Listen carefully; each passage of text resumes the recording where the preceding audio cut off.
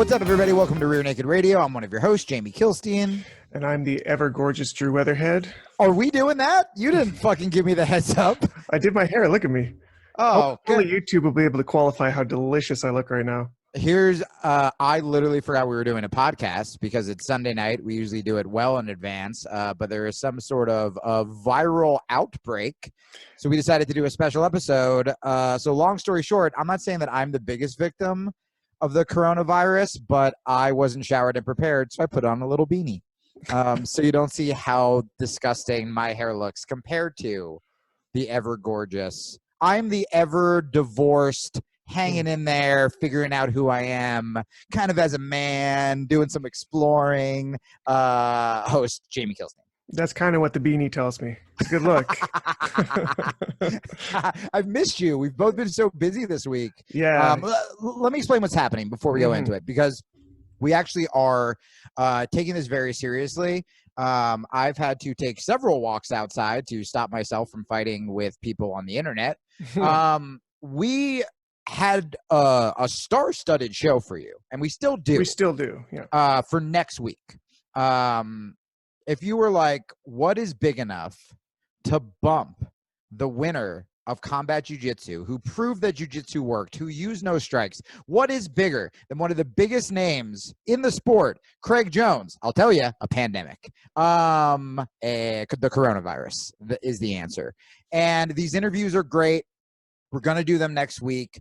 But there's a lot of wonderful things happening in our community right now, and there's a lot of bullshit going on, and we care about you guys too fucking much that we decided to get some experts on to talk about the coronavirus. Drew and I are going to talk about sort of our take, and we just want you guys to, one, be fucking safe.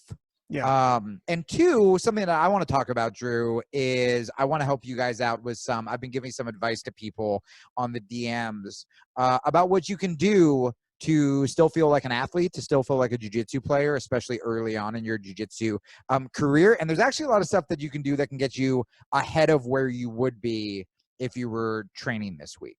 So that's that's my agenda. I see a lot of people kind of hitting that theme right now, which makes sense because there's a lot of schools right now worldwide that are shutting down for either a definite or indefinite amount of time right now. A lot of them are saying 2 or 3 weeks, hopefully, depending how things pan out. The way things pan out, did you see what I did there? The way things that these things seem to go is it changes like every day. So we wake up in the morning, see what's happening, go from there, rinse and repeat. Yeah. Apparently this type of outbreak will change drastically within a week. So it's kind of hard to predict, although we do have a lot of scientists and professionals out there that are making as accurate a prediction as they can make based off of not only what they know from other countries that are dealing with it right now, but also sort of tying into what our preemptive measures are going to be. And you're going to hear a lot of this as we go. Bro, are scientists going to help my game get sick? They're gonna help something not get sick, hopefully. Bro, are scientists gonna help my gains? Are scientists gonna get me that fucking purple belt? You know what's so frustrating right now? That people are being fucking assholes. Well, I mean, that's just every day. But sure, they're doing it with so little information right now. And I get it. It's really difficult to get straightforward information on the internet, period, let alone when everyone's in hysteria. So there's a lot of inaccurate stats. There's a lot of inaccurate presumptions. And the thing that seems to be getting glossed over a lot is this isn't dangerous for me, so why should I care? So we're going to hit those topics, not only with our biologist, black belt friend coming on, Stephan Kesting, later in this episode, but also to start off with Tom from the Instagram page you should all be following, Footlock Fire. He's just popped on right now. Oh shit, we're doing this like it's like a live emergency broadcast. Yeah. Usually we edit it. By the way, he's not going to be able to figure out the audio right away because nobody does. So this is some behind the scenes of what you're missing. I'm going to do some riffing while we wait for Tom. I have been so good on the internet. I've gotten so many DMs. Yeah, what up, Tom? Yeah, work on your audio. You got the video. It's in there. There he is. There we go. Beautiful. Welcome to the podcast, buddy. All the way from South Korea. Yeah. So we're just giving you a bit of a timely intro as you popped on here that you are the admin for Footlock Fire on Instagram, which everybody should be following. He's also the admin of my heart. Can I just say he's one of the nicest fucking people in the world. Yeah.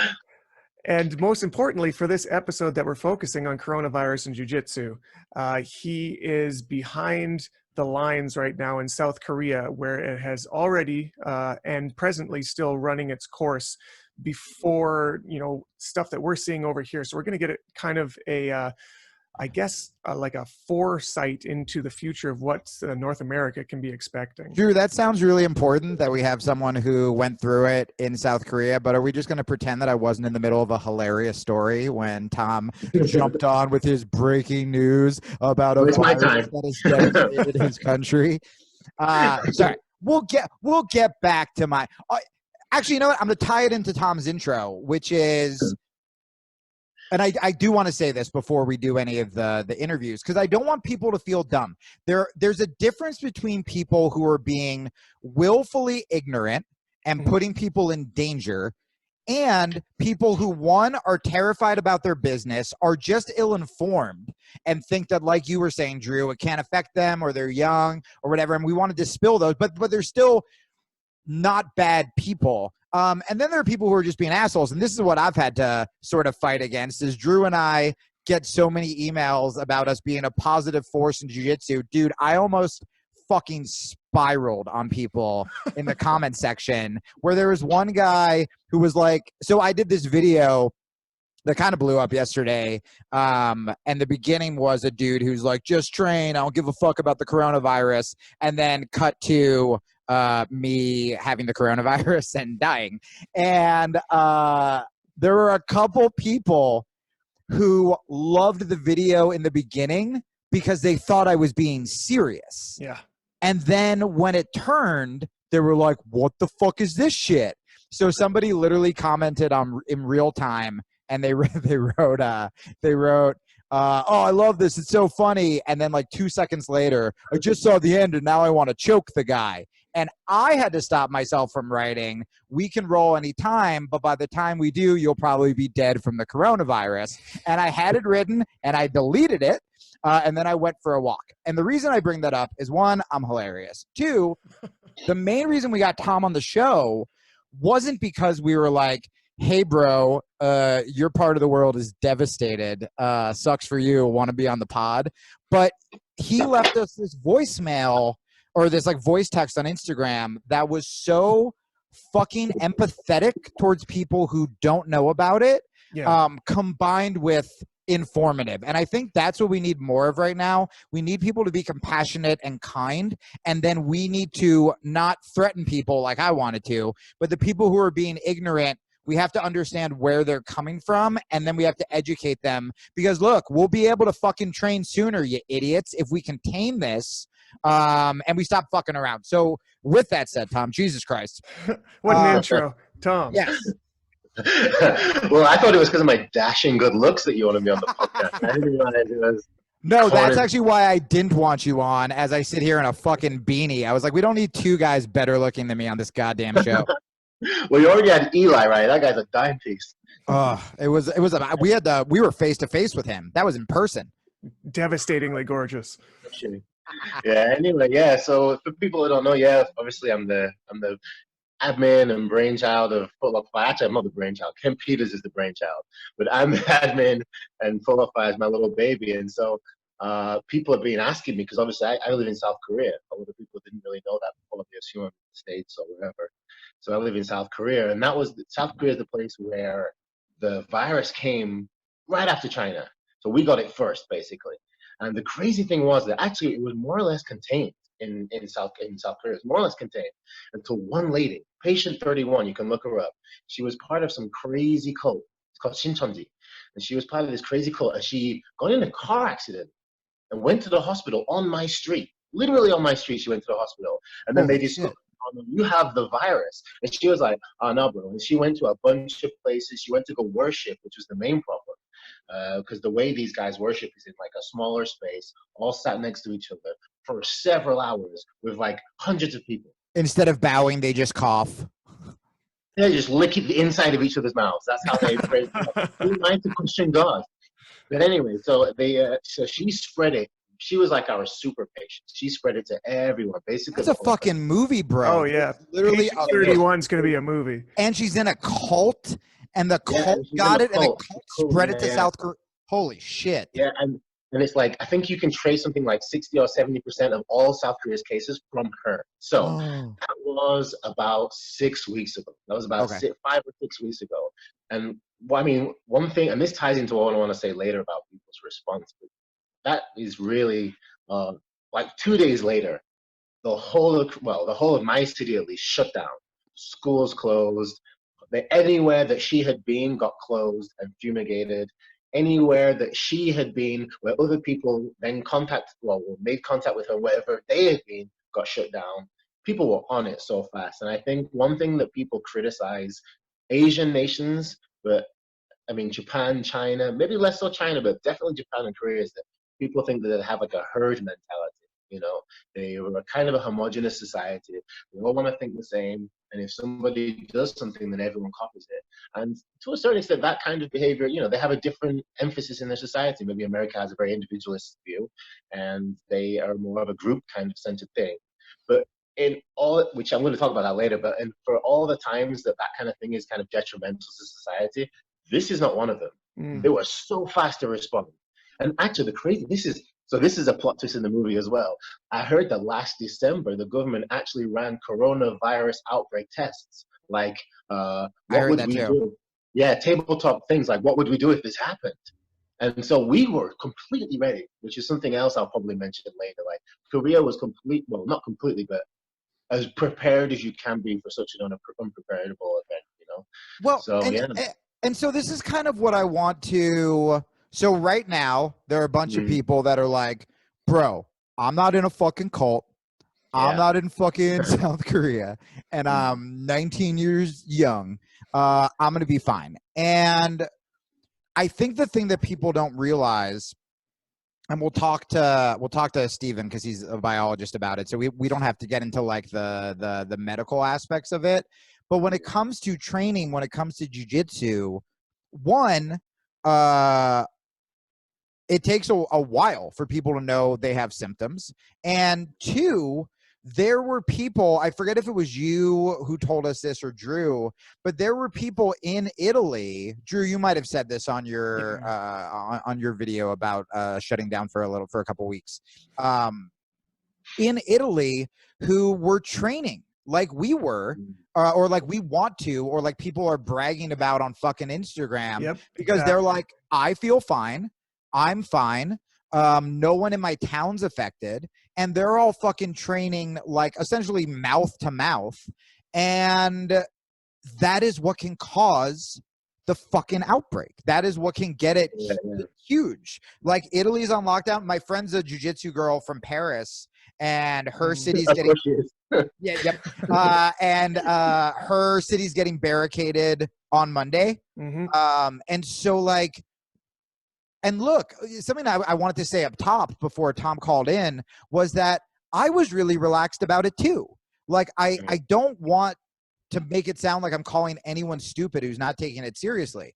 I was like, why does my family keep texting about it? They're such buzzkills. I'm trying to find Zen and meditate, and I want to go do jujitsu. And then suddenly it got fucking worse. And I was like, oh, if I want to train, if I don't want to hurt the people around me. Look, dude, I live in like a retirement area. There are old people fucking everywhere. And so I'm going to be fine if I get sick. 100% I'll be fine. Although there are younger people dying now. But talk about the escalation when it comes to jiu-jitsu and sort of what you're seeing, Tom. Yeah, so like I said, we're in Korea. I mean, we're 9 hours ahead, so I mean, I'm already talking to you from the future. But like, in terms of our first guest from the future. Yeah, you're welcome. So like we're like 5 or 6 weeks ahead of what to expect in America, and like for us, training. I mean, we did the same at first. We were like, oh, we can probably just train, right? None of us have it. None of us know anyone who has it. But then like people start to get sick, and like people start dying, and then you're like, oh shit, this isn't about us. Like we're healthy young men. I mean, I'm 35. I'm basically as young as it gets, right? Yeah, Basically. we get it. You're young. You're good looking. You're calling from the future. Jesus Christ, man.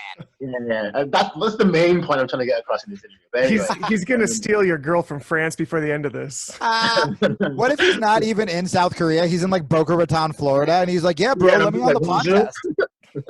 So Can I anyway, hype Footlock Fire again? Well, and also, what by are the we way, talking about? just what you No, said go about ahead. being healthy young men, I would love to Oh, live no, in a yeah. well, I would love to live in a fucking society where, as healthy young men, we can be fucking responsible. We can set a fucking standard. We can inspire people. We can stay healthy so we can help our fucking elderly neighbors who need us. That's what healthy young men do. They don't just like post fuck you training videos, putting their students' lives in danger. Well, I like to like give like the counterpoint to that, because it is that was my second response. My first response is we'll be fine. My Yes. second response was like, oh, we might be fine, but all those other people that we know, like you don't want to be the. I think what I said to you on the group chat was like you don't want to be the person who gets a sniffle and then kills your grandparents, right? Mhm. Right. I mean, it's a bit like whatever macabre, but like you don't want to be that guy who spreads it to your family or Of your. course, I mean, yeah. in my case, I live in South Korea. My family's not even here, but like, what if I get it and give it to my girlfriend? Like, I mean, that would be terrible. But she's also young too, so like, she's probably going to be fine. But We what if get she it. You gives have a young girlfriend. Jesus What if- Christ. what if she gives it to her parents? You know, Right, man. like, could you live with that, knowing that you did that? That's awful, man.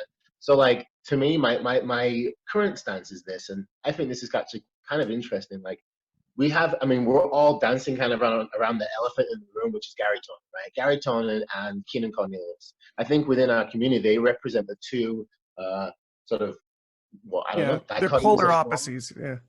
Yeah, right. So Gary Tonin is very much sort of being, he's a very sort of brash, outspoken individual.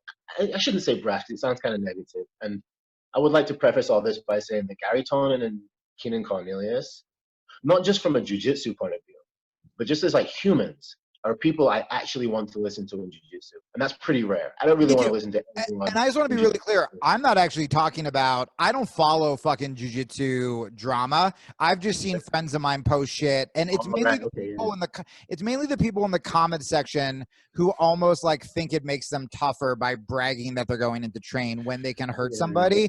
I like kind of follow that shit, but with Gary, I've been friends with him long enough to know like.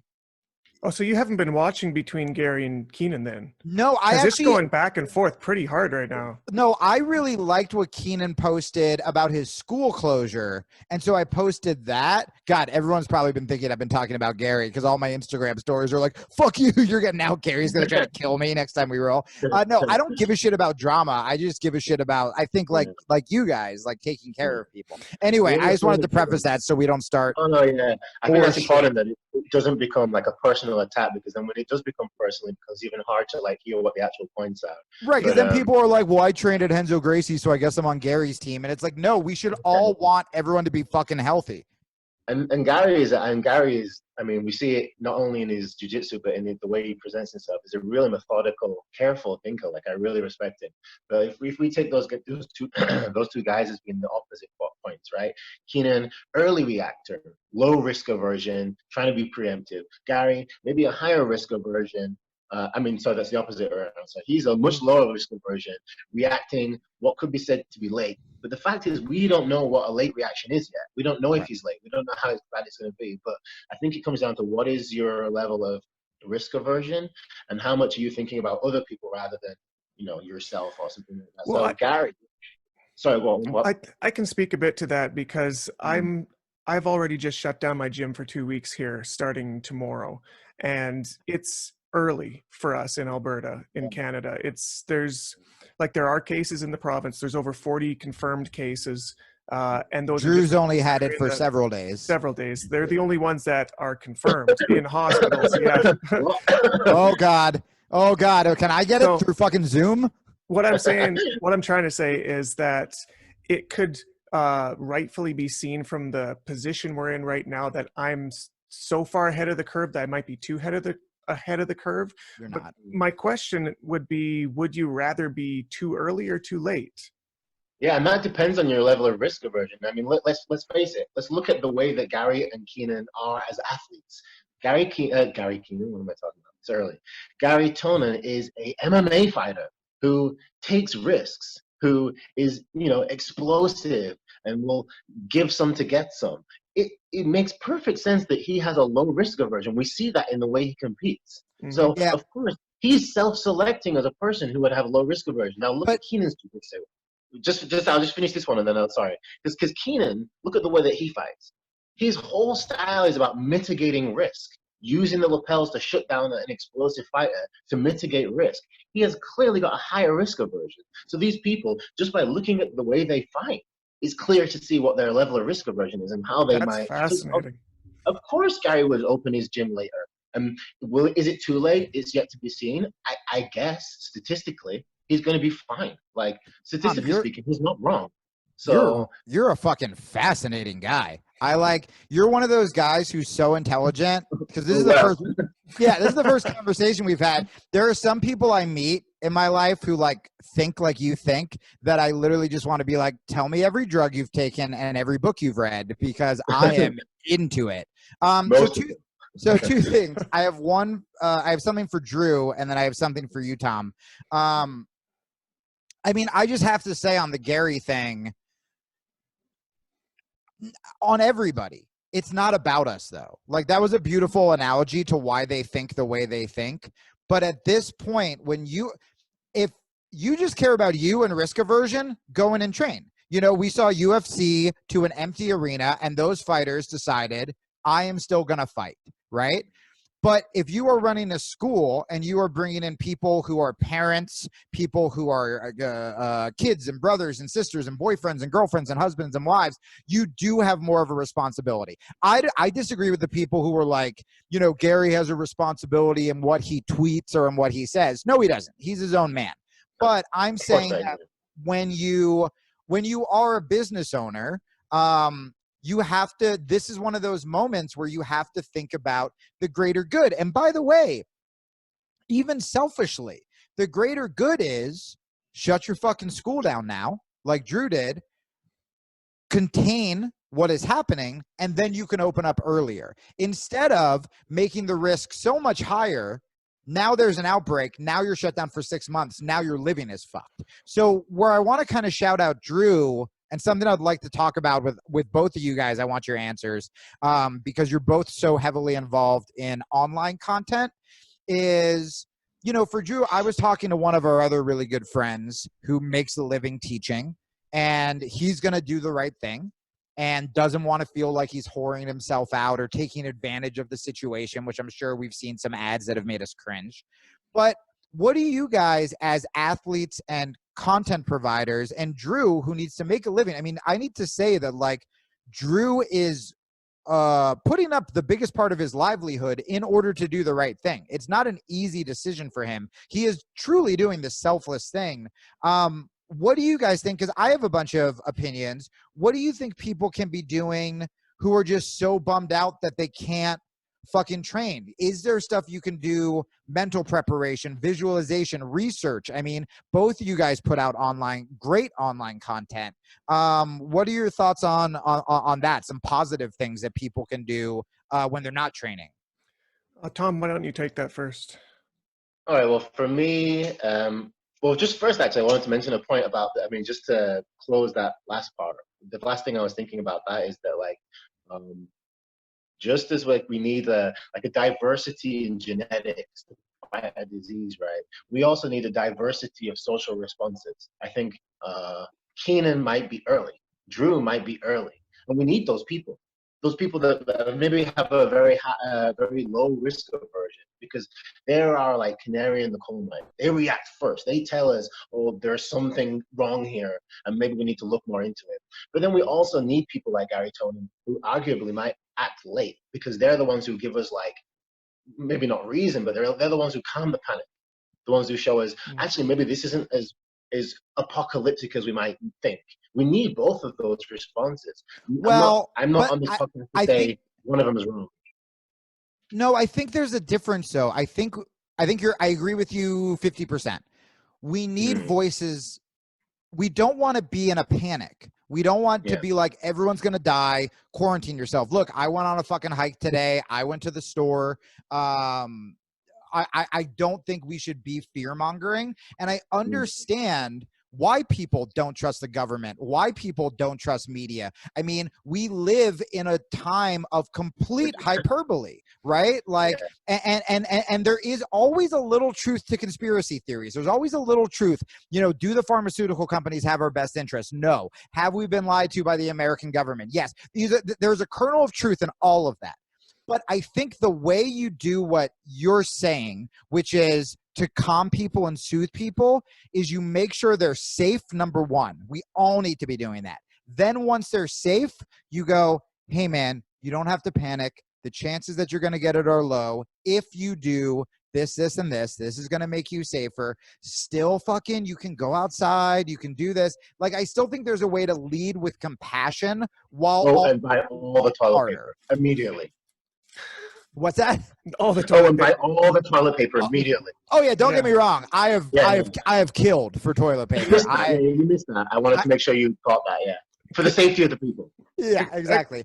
A couple things on that. Tom is talking about having two opposing opinions where we're not sure which one is right. And this is something that long form conversation podcasts have been taking advantage of for a long time, is being able to air the whole idea and then vet them one to the other. So one of them is not always going to be 100% right, but you're going to find that middle ground when they start arguing and seeing who wins each individual argument. Sure. So I get that, because part of the problem right now is that there is so much conflicting or simply erroneous information out there right now that if it appeals to you, or if it comes from an influencer that you respect, then you might pick it up without having heard the other side. Yeah, that's a great point. That's a great fucking point.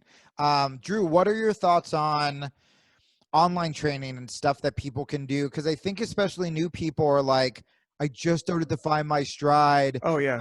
I was talking to one of my coaching clients, and he was so fucking funny. He was like, no jujitsu leads to me eating shitty. And like, I don't know, man, if this lasts for weeks, maybe I'll end up at a fucking casino. And I was like there is something to that. What are you guys suggesting for either your students or for business owners, like for school owners? Like, what can they do to help their students and to not go out of fucking business? Sure. I can speak to what I've seen so far, because this is the number one thing at the curve that we're at right now, Tom, and seeing in our community, is that people are already expecting that if their school hasn't shut down, it's shutting down soon. What am I going to do in the meantime? I mean, you've been under lockdown for weeks, so you could probably speak to that in the real world. But what I'm seeing people prepare for is, I've got students that have bought grappling dummies, that have mats at home, that are downloading tutorial series, that are doing there's some gyms up in Edmonton that are talking about doing Facebook live tutorials for their students in groups. I know Kyotera has just given up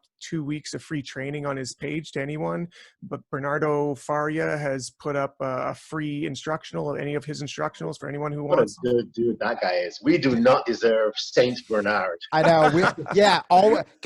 The main thing you should get from this podcast is we have to protect Bernardo from coronavirus. That's like our biggest. I mean, I was talking to one of our friends today and kind of trying to encourage him.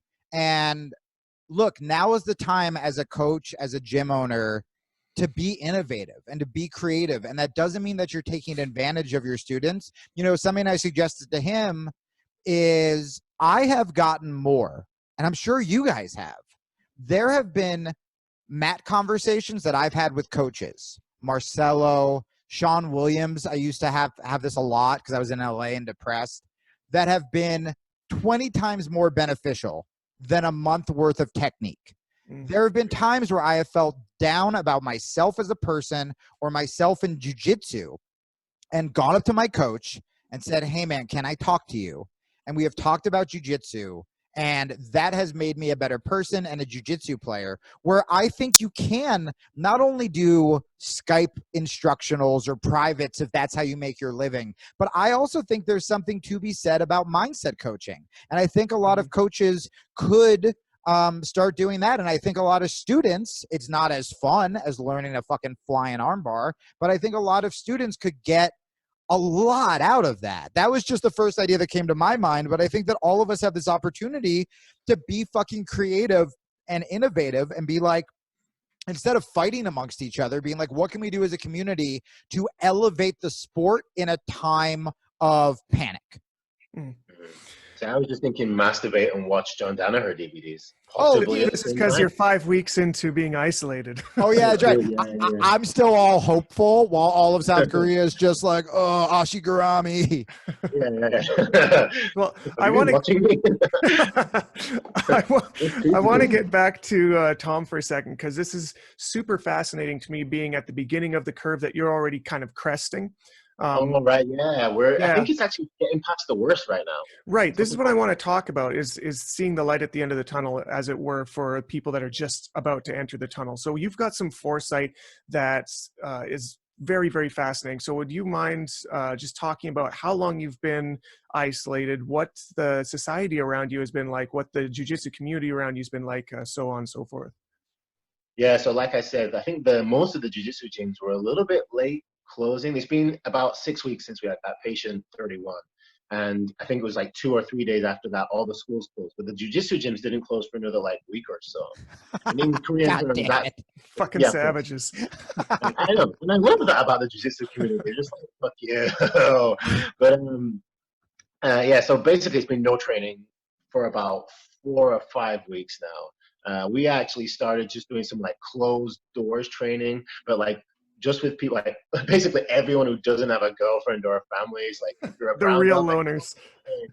Yeah, so yeah, they're realists. So we did that for maybe a few days, and we're gonna start basically training kind of properly next week, I think. That's cool. Not huge numbers, maybe just the people who we know have been pretty careful, who don't have a big exposure. I think we're going to start that next week. And the schools were set to open next week, which was the big line for when everyone was going to start getting back to their normal lives. But that actually just got extended until the first week of April. So that would be 8 weeks out, I guess, from the beginning. So yeah, just buy all the toilet paper, get all the Danaher DVDs. Now I'm kidding about the toilet paper. That actually really bugs me, dude. Why? Maybe you guys can American. Well, maybe you I got some insight on that. Why are they buying all the toilet paper but leaving the kitchen towel and not buying canned food? This makes no sense. No, they are buying canned food. This is what the thing is. The media is playing it up both comically and also just satirically, or I guess they're bumping it up more than it is. But the problem is, because they lock onto a certain thing to make the headline, and then people think that that's a thing and not a headline, and then it actually perpetuates the buying.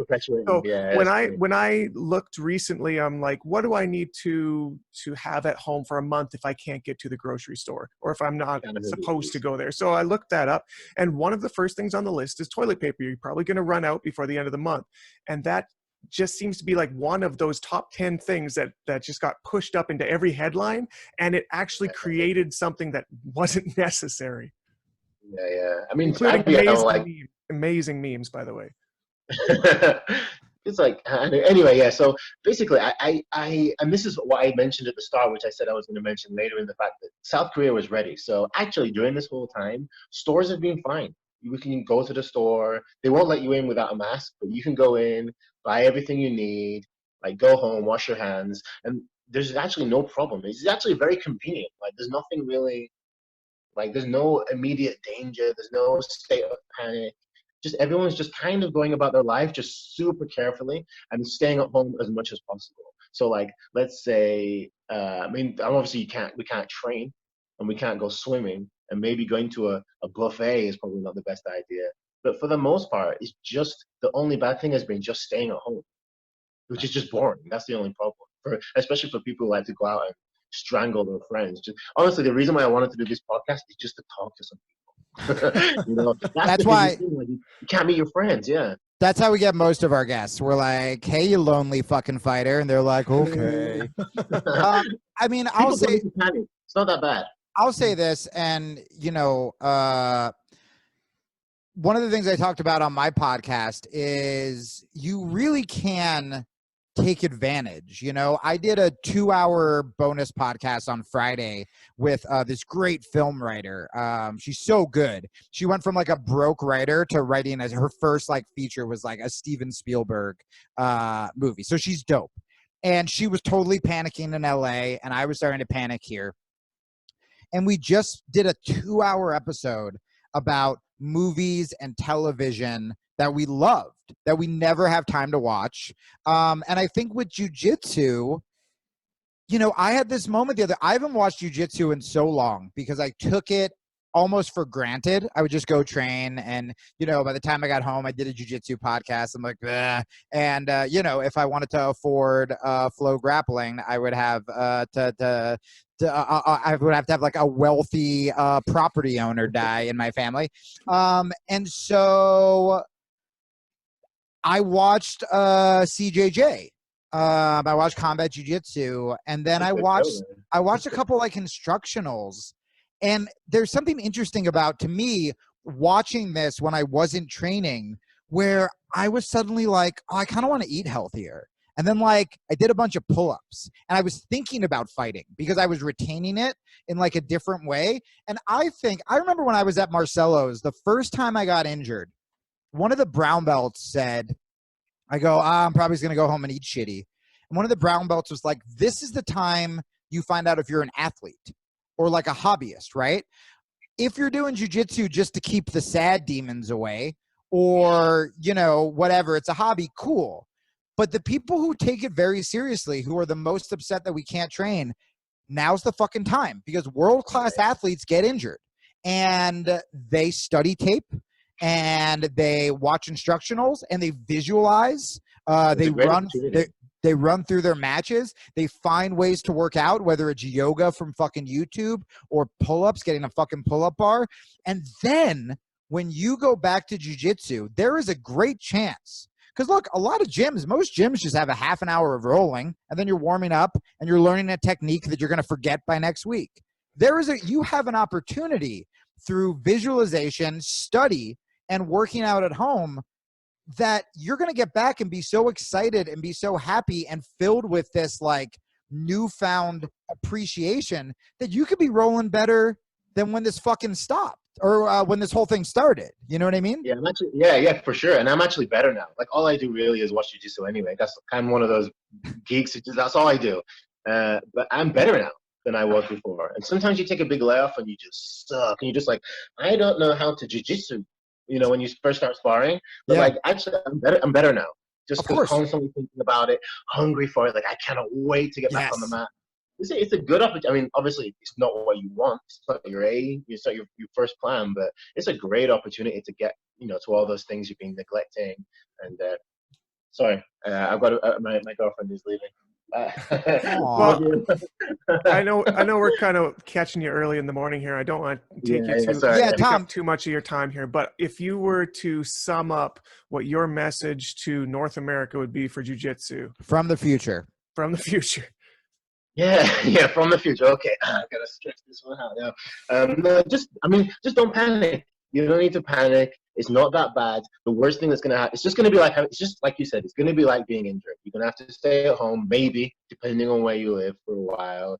You're going to have to reduce social contact for a while. For some of us, that's going to be a blessing.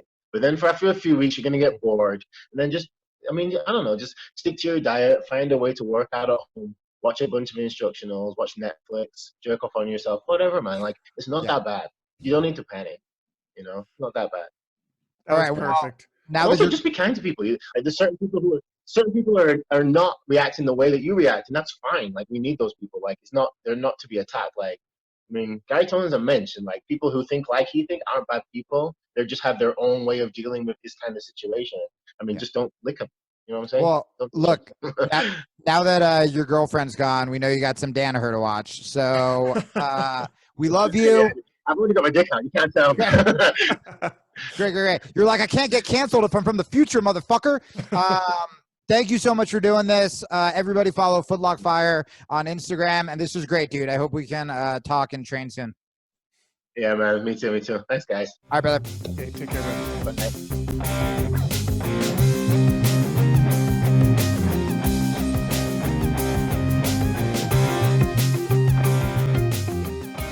That was so great. Thank you again to Tom.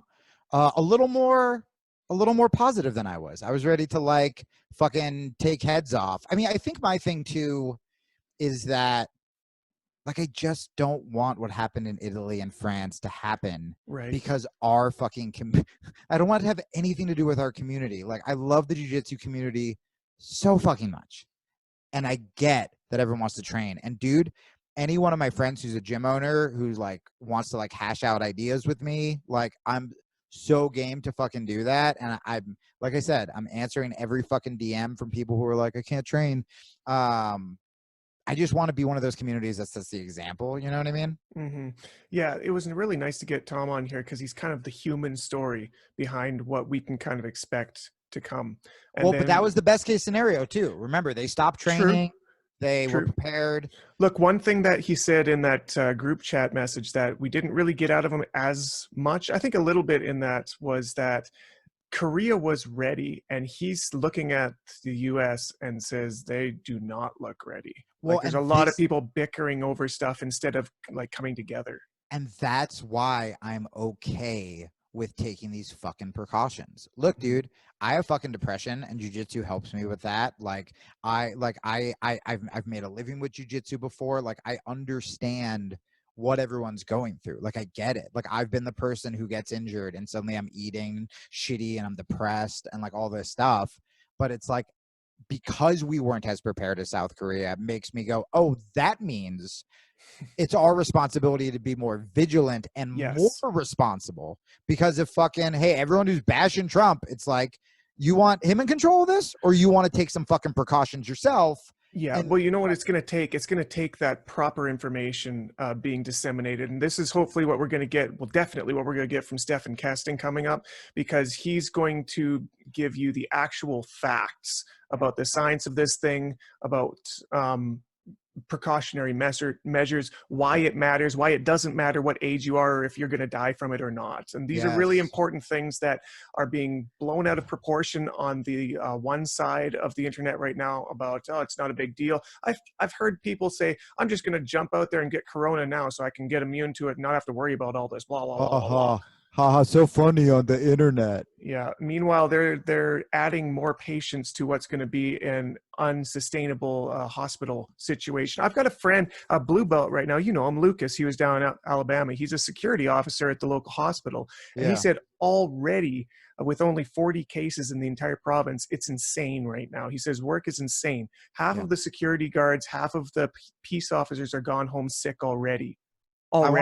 These are the people that are supposed to keep sanity in there. They're gone. Right. And you've got people, he said that like the ER is half of their ER is quarantined already because they have nonstop people flooding in with flu-like symptoms.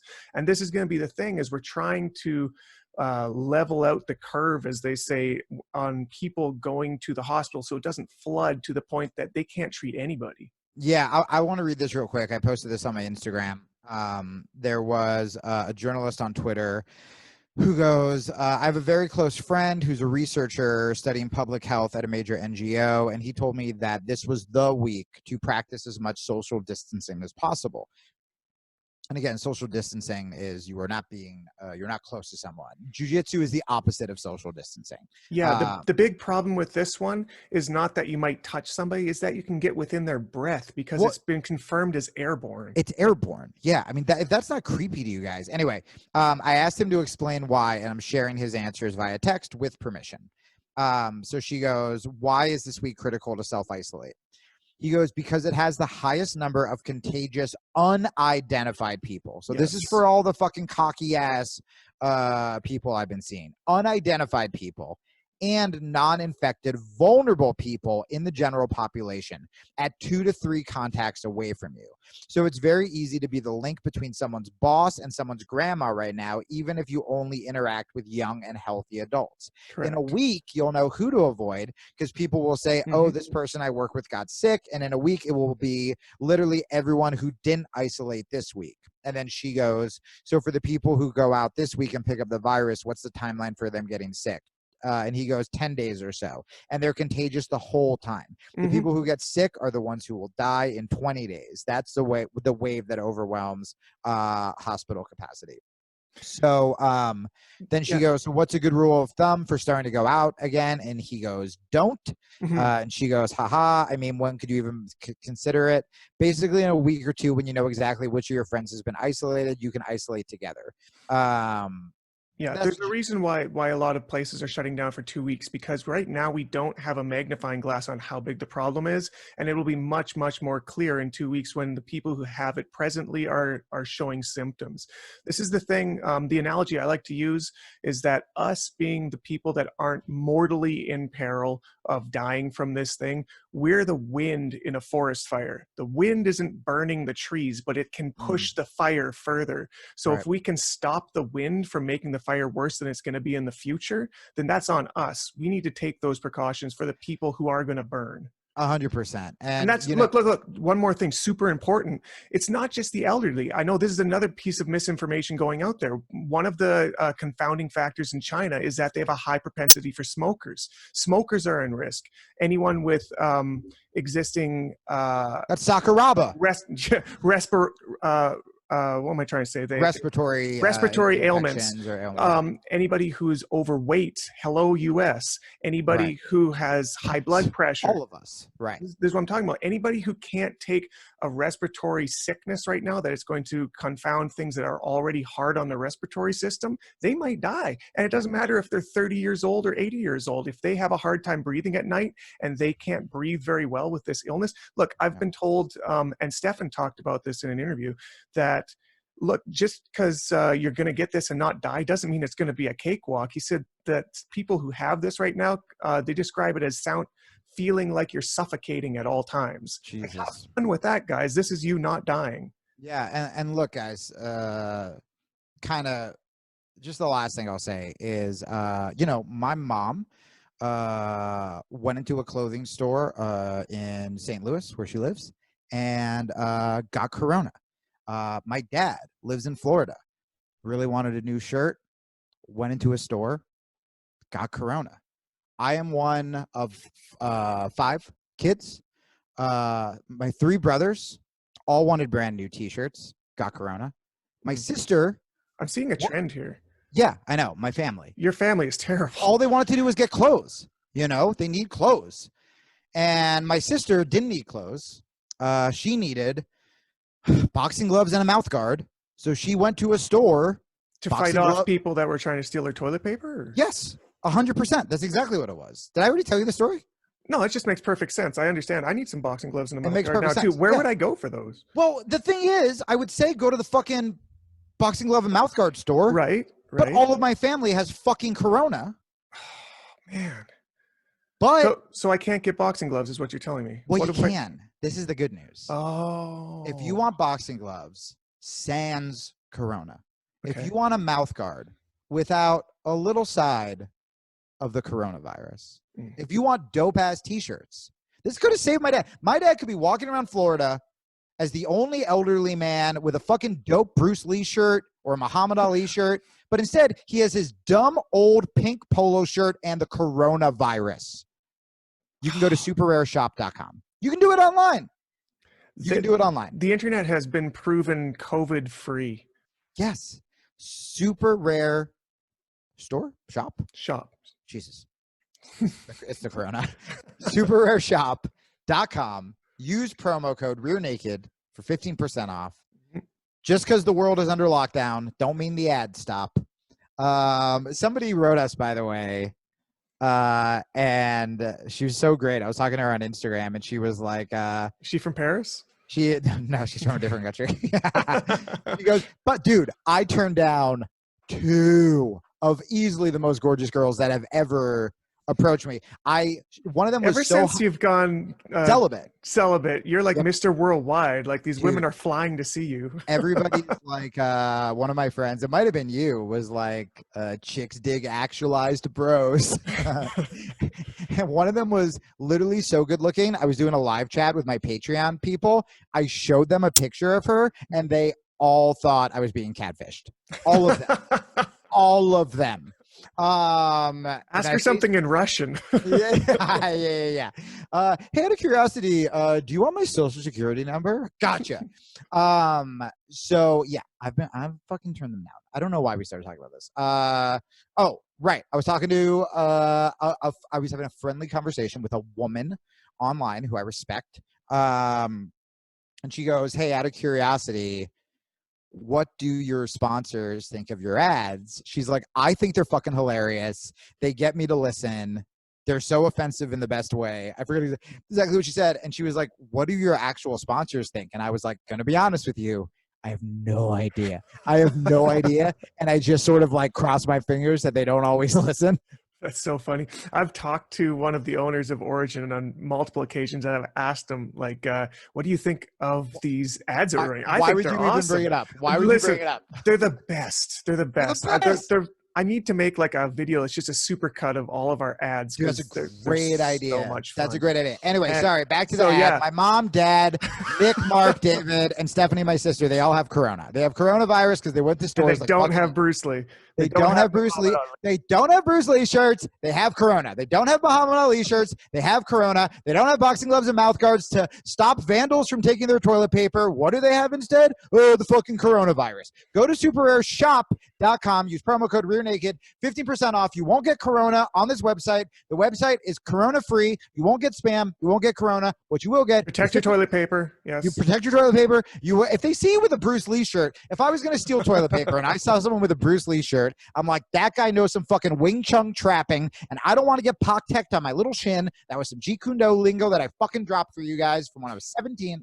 I'm not going to take their toilet paper. I'm going to take the fucking old overweight Jew, my dad, with the fucking stupid pink polo shirt. And, oh, what? He's weak because of corona? Time to put the mask on, kick to the legs, take his fucking toilet paper. He should have, and then I'm going to go, you should have gone to superairshop.com, you Jew. 15% off if you use promo code RearNaked. And then I'm going to run away as fast as I can, and I'm going to start a new life. Am I allowed to do like an old Jew impression? 15% off. No. Okay. I am. Okay, sorry. 15% off. Okay. Free Palestine. Go to superairshop.com. I'm allowed to say that. Superairshop.com. Promo code RearNaked. 15% off. Boom. All right. Thank you. Interesting aside. Did you know that those kick-ass gis that Origin sent us, we were talking about Origin for a second, so I'm sort of trying to segue here. They are what's the word? Microbial, antimicrobial. Thank you. See, I need the science guy to get on here. This beanie? I was like, I don't fucking know what you're talking about. Antimicrobial. So they're already going to protect you against anything that's not the coronavirus. I'm not speaking for going to train, but what I am saying, I totally thought that's where our ad was going. And I was like, I guess we're fucking doing this. All right. Yep. If you want to not get corona, get the Origin gi. Fucking Drew, I got your back for these bits. That's even a little too much for me. I can't speak to the science, but you're definitely immune. Yes, true. But they're American made, and Jocko is doing it right. He is ahead of the curve. He's flattening the curve on microbial infestation of your gi, of your belt. And I just want to say something too. I know that sounded like we were making light out of it, and like obviously the gi cannot protect you from the coronavirus, but you know what definitely can protect you from the coronavirus? The supplements you can get at Jocko's website as well, originmain.com. Yeah. You don't want to get the coronavirus and you take these supplements. I'm pretty positive. I mean, I don't know if legally we can guarantee, but I can guarantee it. Illegally. I will illegally guarantee it. Look, I've read the back of the bottle, and it 100% says will protect you from death, will protect you from bullets, will protect you from like coronavirus is way down the list. It's the last thing you have to worry about when you take these things. I mean, bro, if I was wearing those boots from originmain.com and someone was like, who had corona was breathing on me, I would just kick in the air and those boots would probably just disintegrate the whole virus. And I assume send the virus towards my enemies. Correct. This is correct. Yeah, this is part of the technology. It's on their webpage. You should check it out, which is, again, COVID-free. Check out originmain.com. Drop Rear Naked at the check for 10% off of everything that they make. I should also say, you know, when we first started advertising for originmain.com, we used to really stress that it's the only place you can get American-made gis, which is a really big deal. Like a lot of these other gi companies, you're getting it in like really awful conditions, and they're made overseas. And if you want to support American-made jobs, so this is, I would also like to take this opportunity that if you buy a gi from another overseas company, you're probably definitely gonna get coronavirus. So instead of buying a shitty made slave gi that will it probably just comes riddled in coronavirus is my guess. Why Dude, not this reminds me, the last gi that I got that wasn't Origin, it actually said it was a Corona weave. the fucking Son of a corona- bitch. I thought that was like a proprietary thing. It's no riddled so in excited. coronavirus. I'm No, so sorry. Don't put it on. So You will sorry. literally just be I've worn dressing it. yourself Oh my in God. coronavirus. I might have killed my whole family because of this gi. Oh my God, that means my family and your family both have corona. They can hang out In heaven. originmain.com, promo code rear naked for 10% off. That is originmain.com, promo code rear naked for 10%. All right, so we've got a guest that's going to add to our extensive scientific knowledge that we just flaunted in front of you all. Oh, Jesus. Yeah, can I point out, by the way, before people get all like, you made fun of it, we're literally doing an entire episode so you idiots don't get corona. Let us make jokes about it. That's how we deal with pain. You joke the pain away. This is how life works. That's also how you can get rid of corona if you have it. You can just joke the pain away. Yeah, that's right. That's why everybody should be going out to major gatherings of lots of funny people. No, wait a sec. Science, right? Science. So we've got biology. Stephan Kesting. Biology. I'm warming up. Biology. Okay, I'm ready. I wonder if he'll sing that when he starts. Yeah. We could ask him to. So Stephan Kesting is not only genomes. a very, very well-known online black belt. So he makes a lot of if you tutorials Googled, for you. Dude, I was like, when I saw he liked my video, I didn't follow him on Instagram, and I was like, oh, I got like legitimately starstruck, because when you are a white belt, the shit you YouTube search, he will come up. That's right. He basically is a quarter of BJJ on YouTube. For real. Yeah. So on top of that, and something that's coming out recently that a lot of people, including myself, didn't realize, is he's actually got a degree in biology. So he's been following this at a biological level, like looking at the literature coming out and reading it, those big giant words that have 28 syllables. He's like the Jeff Goldblum character in a disaster movie. Exactly. It's how's the thing going? Nature finds a way. Yeah, like kind of autistic, but like a good guy, and he's always right. And everyone always ignores him, by the way, because they're like, "Shut up, stupid!" And then like at the end, it's like he was the only one who was right. So he's going to be basically our scientist to the jiu-jitsu-ka. So they're going to, he is going to tell us what we need to know, what we don't need to spread as far as information, and how we can not, or at least minimize the effect that's going to have on us, on people we know, and try to get through this thing as unscathed as possible. I am so excited to ask him all of these relationship questions I've been working on. You son of a bitch. The second I thought of that joke and I thought of your reaction, I got so happy. All right, cool. So let's do this. Let's get our science on.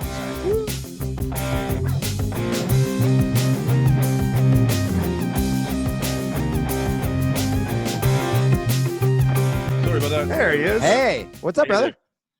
Somebody sent me the fucking 10 steps to creating a fucking false pandemic thing. And it all has to do with 5G technology, apparently. Oh my God. Use it to weaken immune systems and then create a police state and like. We'll definitely get into that. That's important information. I hope so. How's the audio here? Oh my God. Perfect. You sound great. You're the first jiu-jitsu athlete who hasn't used their fucking cell phone, so I'm very happy. Very happy about this. Yeah. And then we'll interview you. Then we'll get to our 5G police state expert, and then we will call it a show.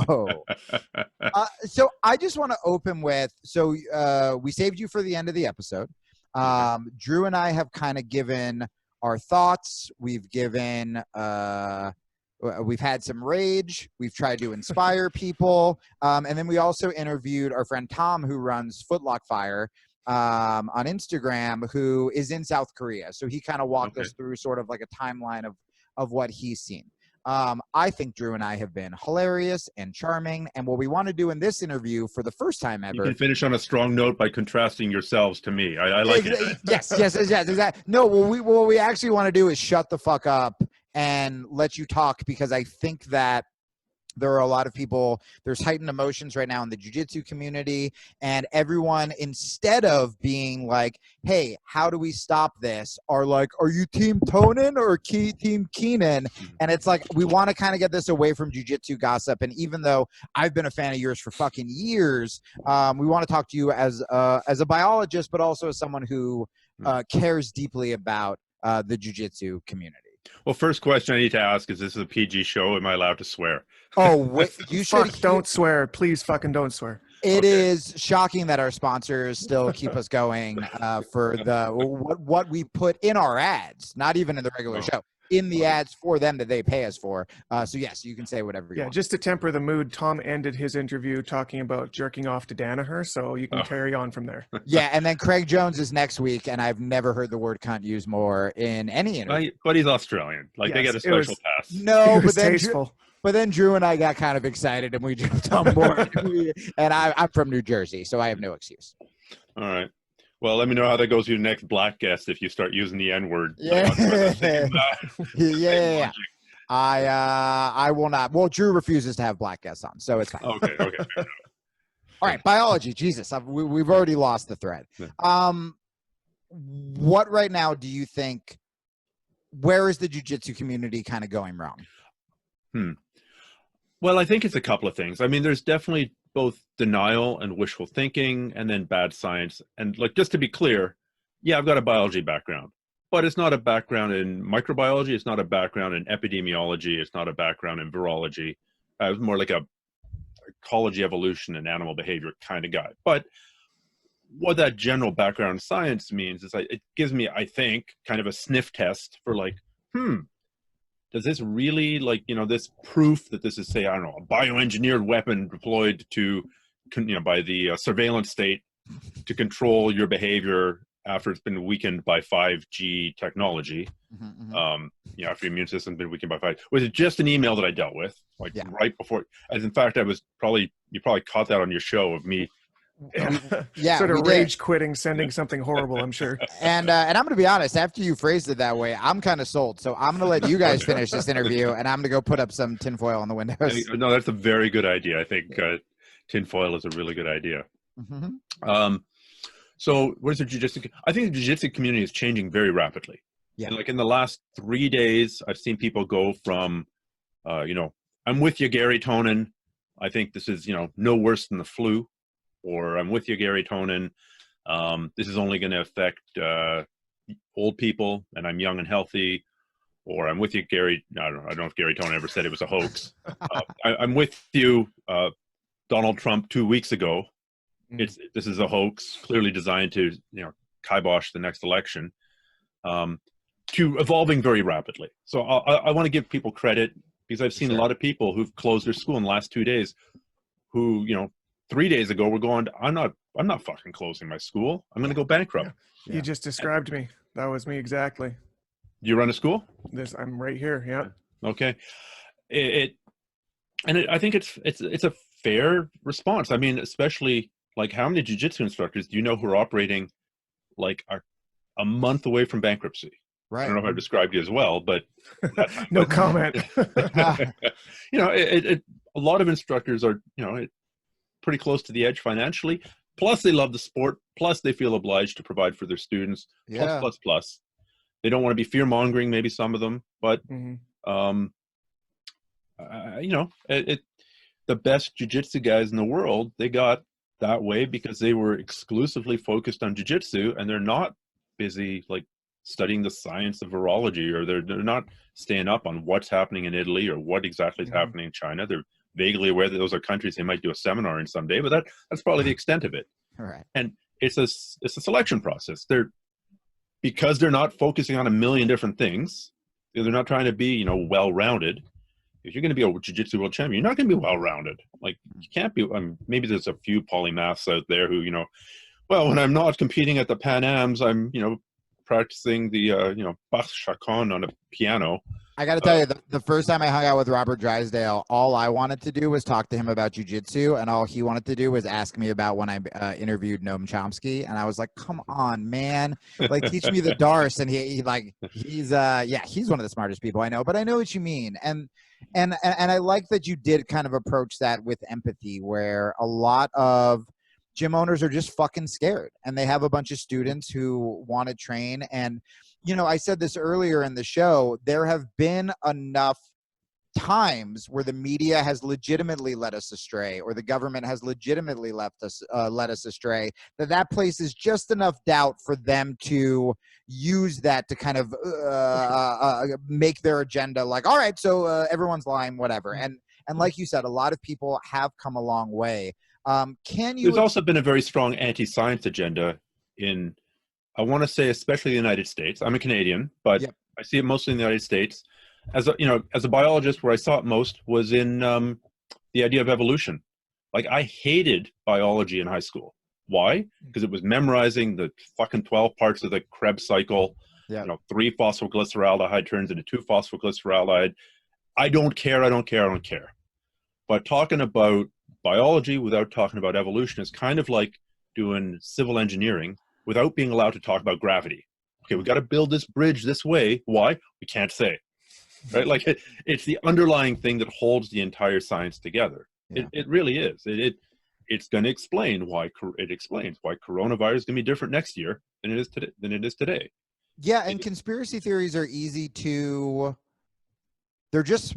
I mean, this sounds like patronizing, but I mean, I understand it. I understood it when I was younger. It's just fucking easier. Like, those words you said were hard. Police state, I saw in a movie. And again, if it fits my agenda, I would rather say everyone's fucking fear mongering, fake news, blah, blah, blah. Just let me go train. Can you say in sort of like layman's terms, why sort of start dispelling the rumors where, so let's take my town, for example. So my town doesn't have any outbreaks yet. Right. The people I train with are younger. And sure. I think a lot of them go, all right, well, no one looks sick right now. And we're not sick. We're going to close the doors. This is something a lot of gyms are doing. Instead of closing, is they're going for members only. Like, if you signed a jiu-jitsu contract, you are immune to the coronavirus. Yeah.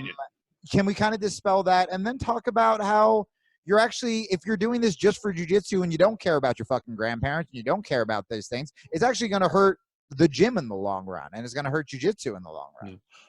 I mean, that's a whole lot unpacking, but I've got as much time as you guys will put up with me. I'm going to put the mic down right now. Yeah. Well, you might need to cue me, because I'll go off down some rabbit holes. And this is just, I mean, the most effective argument I've had to convince people that there actually is a problem. And there's lots of good scientific reasons why this is a problem and why this is legit and why we should legitimately be worrying about it. But I think the best one comes down to China, right? Like, China is a country that worships its economy. It's done everything it can to build a powerhouse economy with GDP increases of like 8%, 10%. I mean, maybe those numbers are a bit fake, but it doesn't matter. The fact that they're making those numbers fake shows how important it is to their self-image. Mm-hmm. They've raped and pillaged their environment. They've destroyed their air. They've cracked down on any kind of human rights, in part to build their economy. And so in the past month and a half, they've quarantined north of 80 million people. And it's not a gentle quarantine. It's not like, please, will you self-isolate? Right. There's footage, I saw it on CBC, I think it's true, of Chinese officials welding apartment doors shut to keep people in their fucking apartments. Jesus.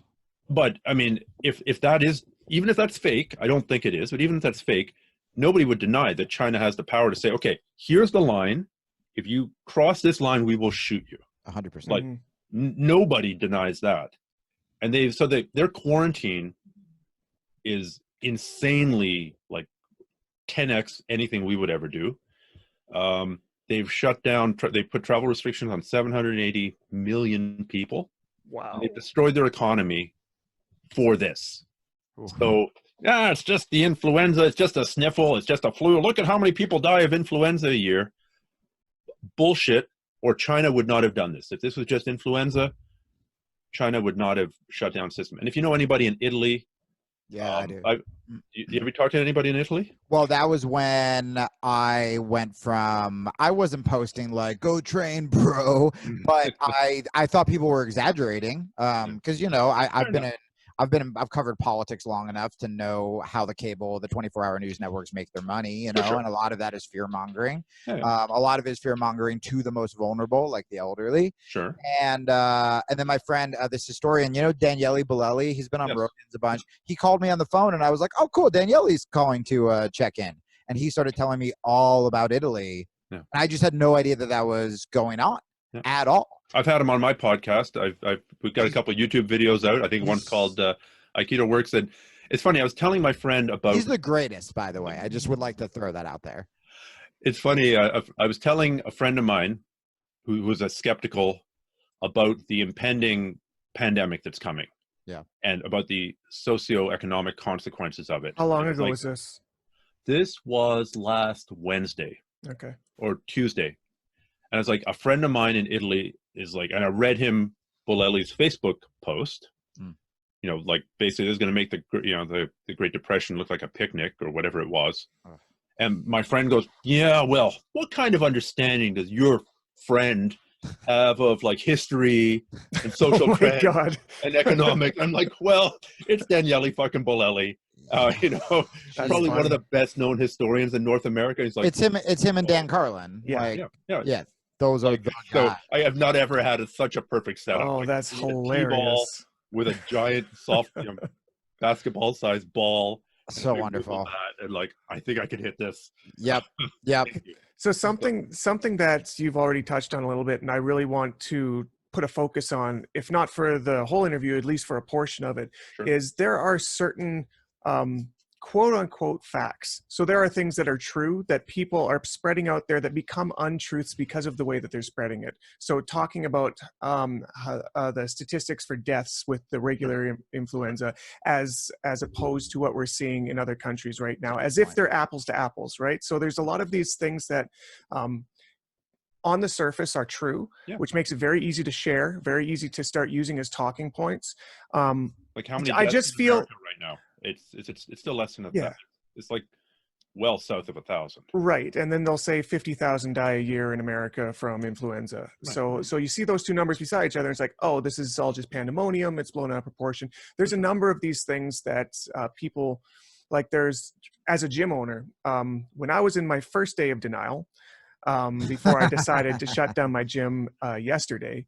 There was 3 days leading up to that. And the first day was, okay, we're going to be preemptive by just double cleaning everything. Everybody's going to do hand wipes. We're going to have sanitizer. We're going to mop everything. All the surfaces are going to be clean. We're going to be fine. And then I find out it's airborne.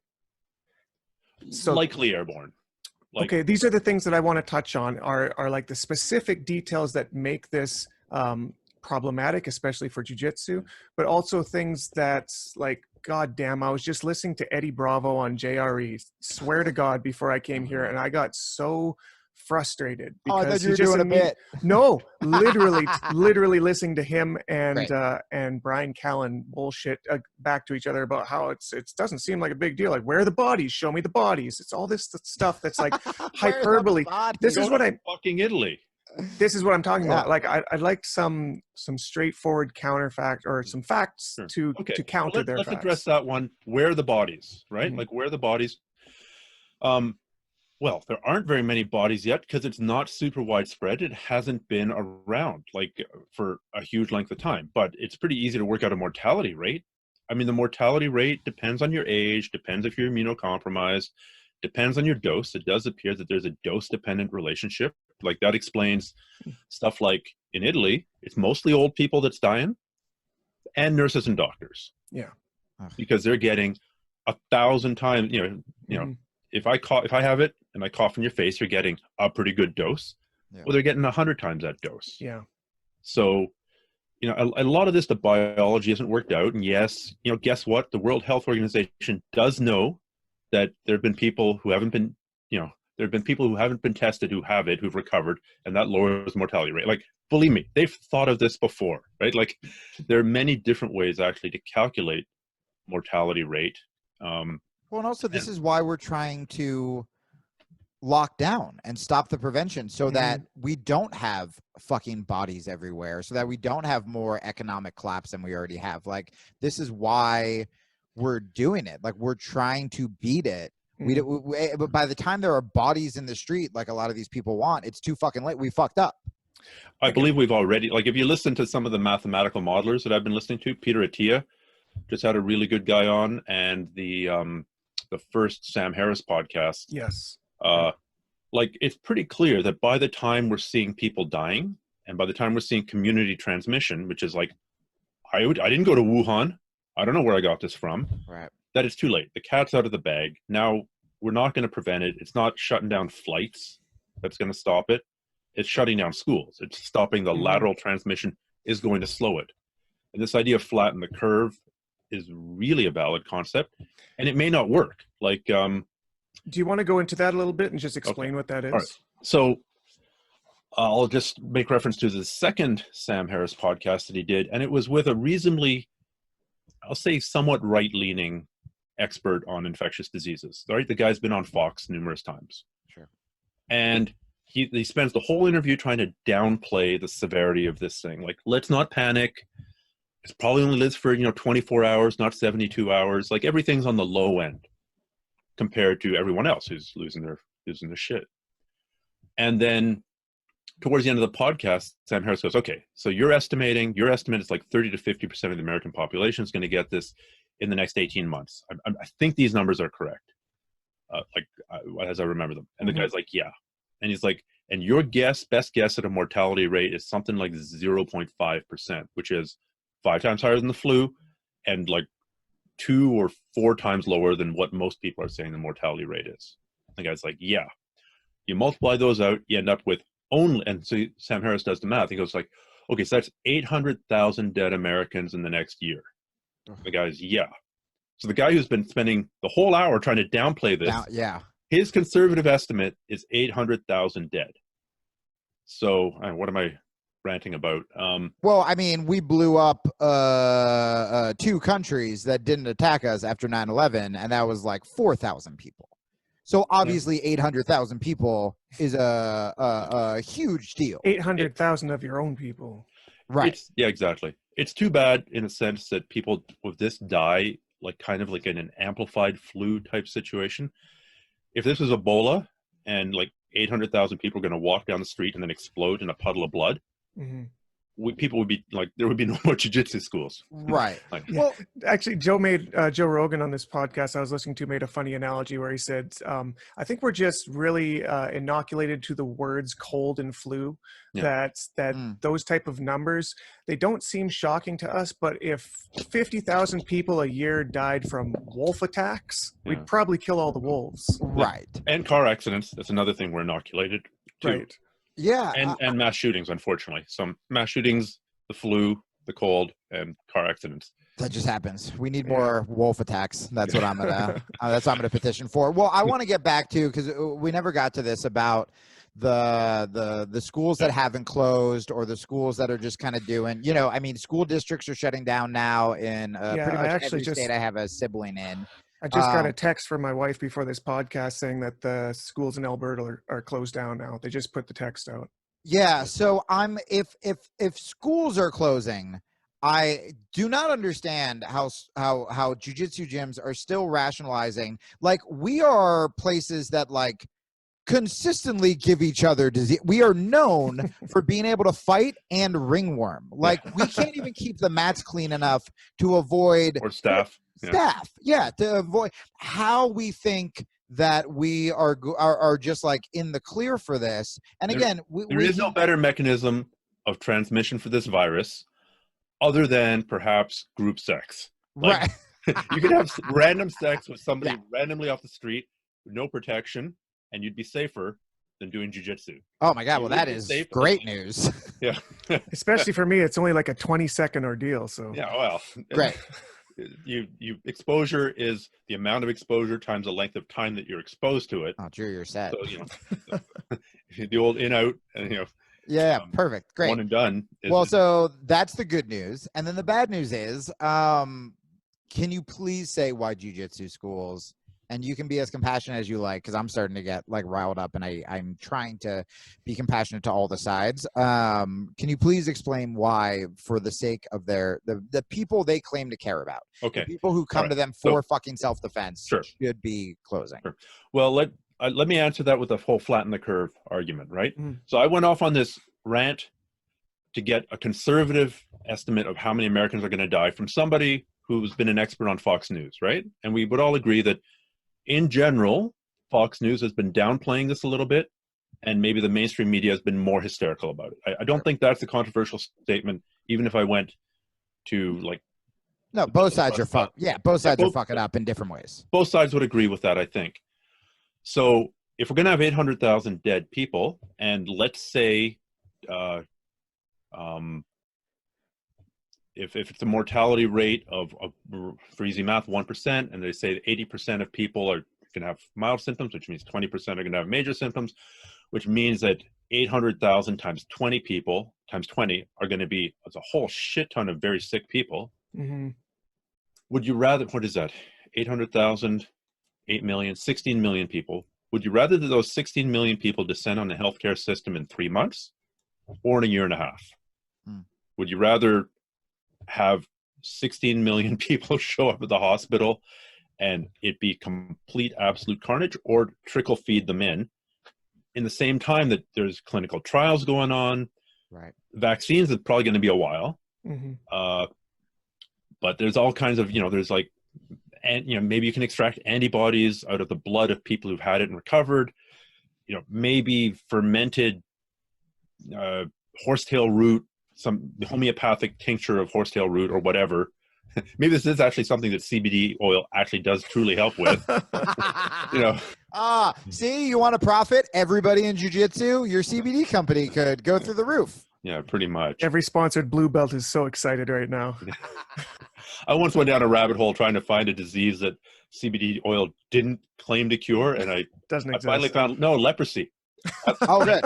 2 years ago, when I did the search, I couldn't find an article on how CBD oil cured leprosy. It's just the wrong strain, bro. Wrong strain. Yeah, it just makes you like chill enough where like you don't care. It's cool. There goes my arm. Just let it fall off, man. Yeah.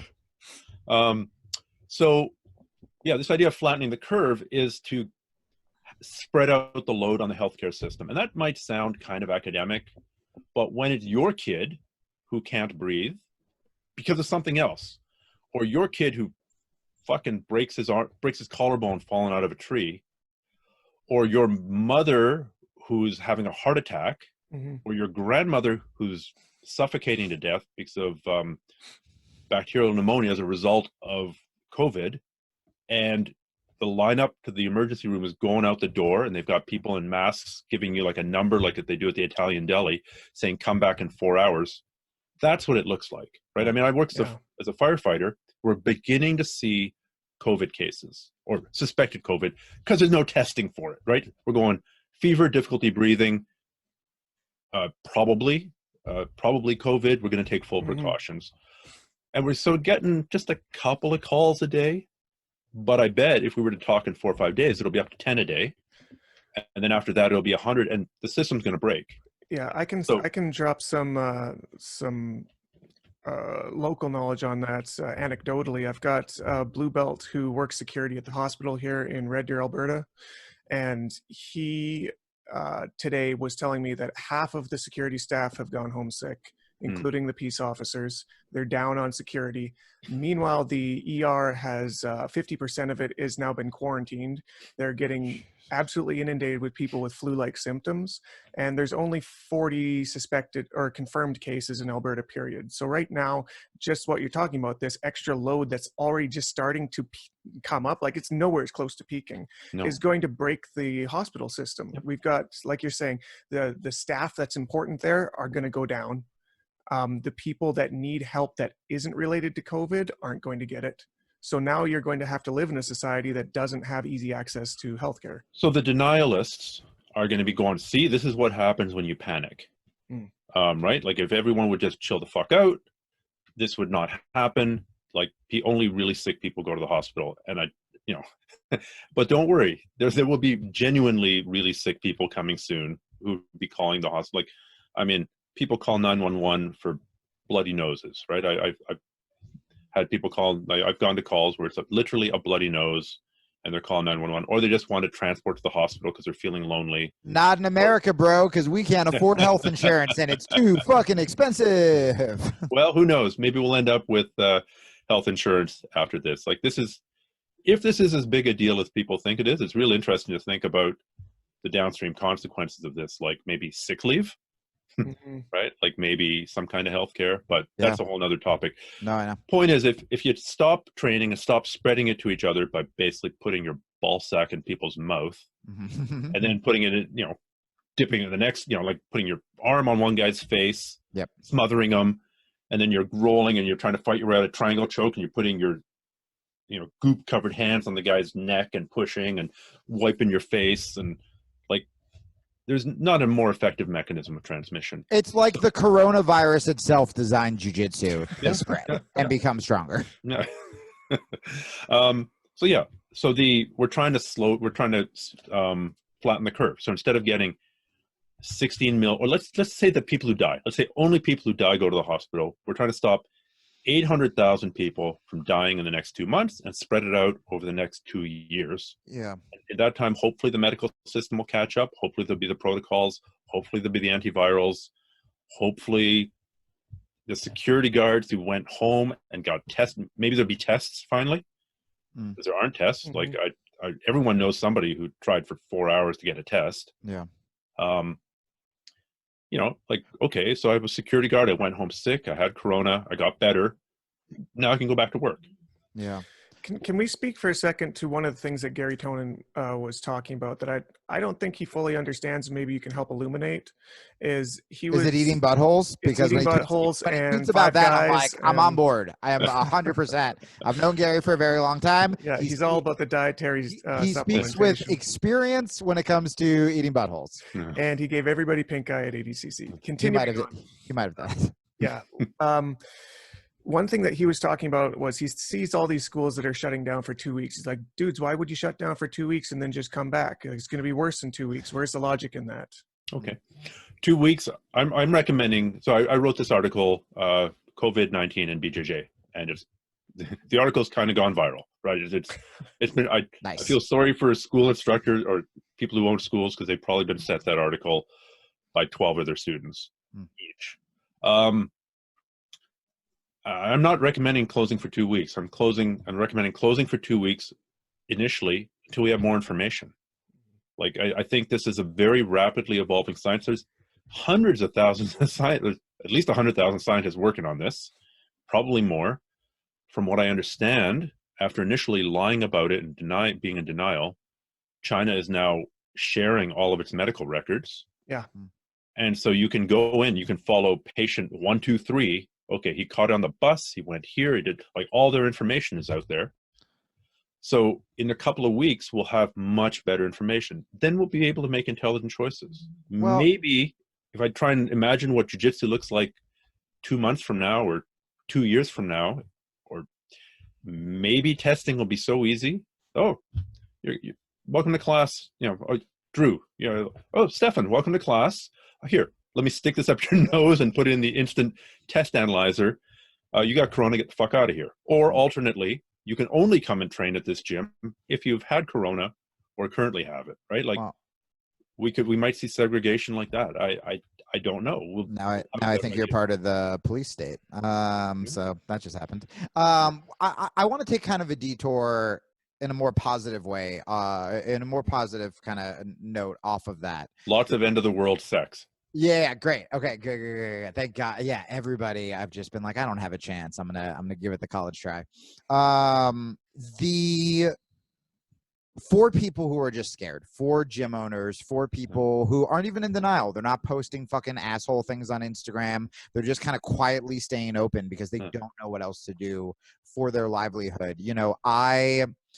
I did an episode for my podcast that'll be up today all about the things we can do when we're quarantined, about how we can pursue creative endeavors that we've secretly wanted to do, that we can call loved ones, that we can make sure that, if we are healthy, how we can help people, that there are a lot of not positives, but I mean, there are things we can do to help, and to feel better and to take care of ourselves. When it comes to the jiu-jitsu community, as a school owner, you know, you've been in the online space for a really long time.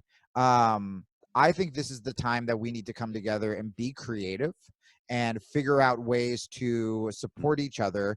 But also, and we talked about this a little in our earlier interview, but there have been times I have come off of injuries and I have thrown myself into online work, into visualization, into eating healthy and working out at home like I'm an actual athlete and not just a jiu-jitsu practitioner, that I've come back from an injury and actually been better than I've ever been.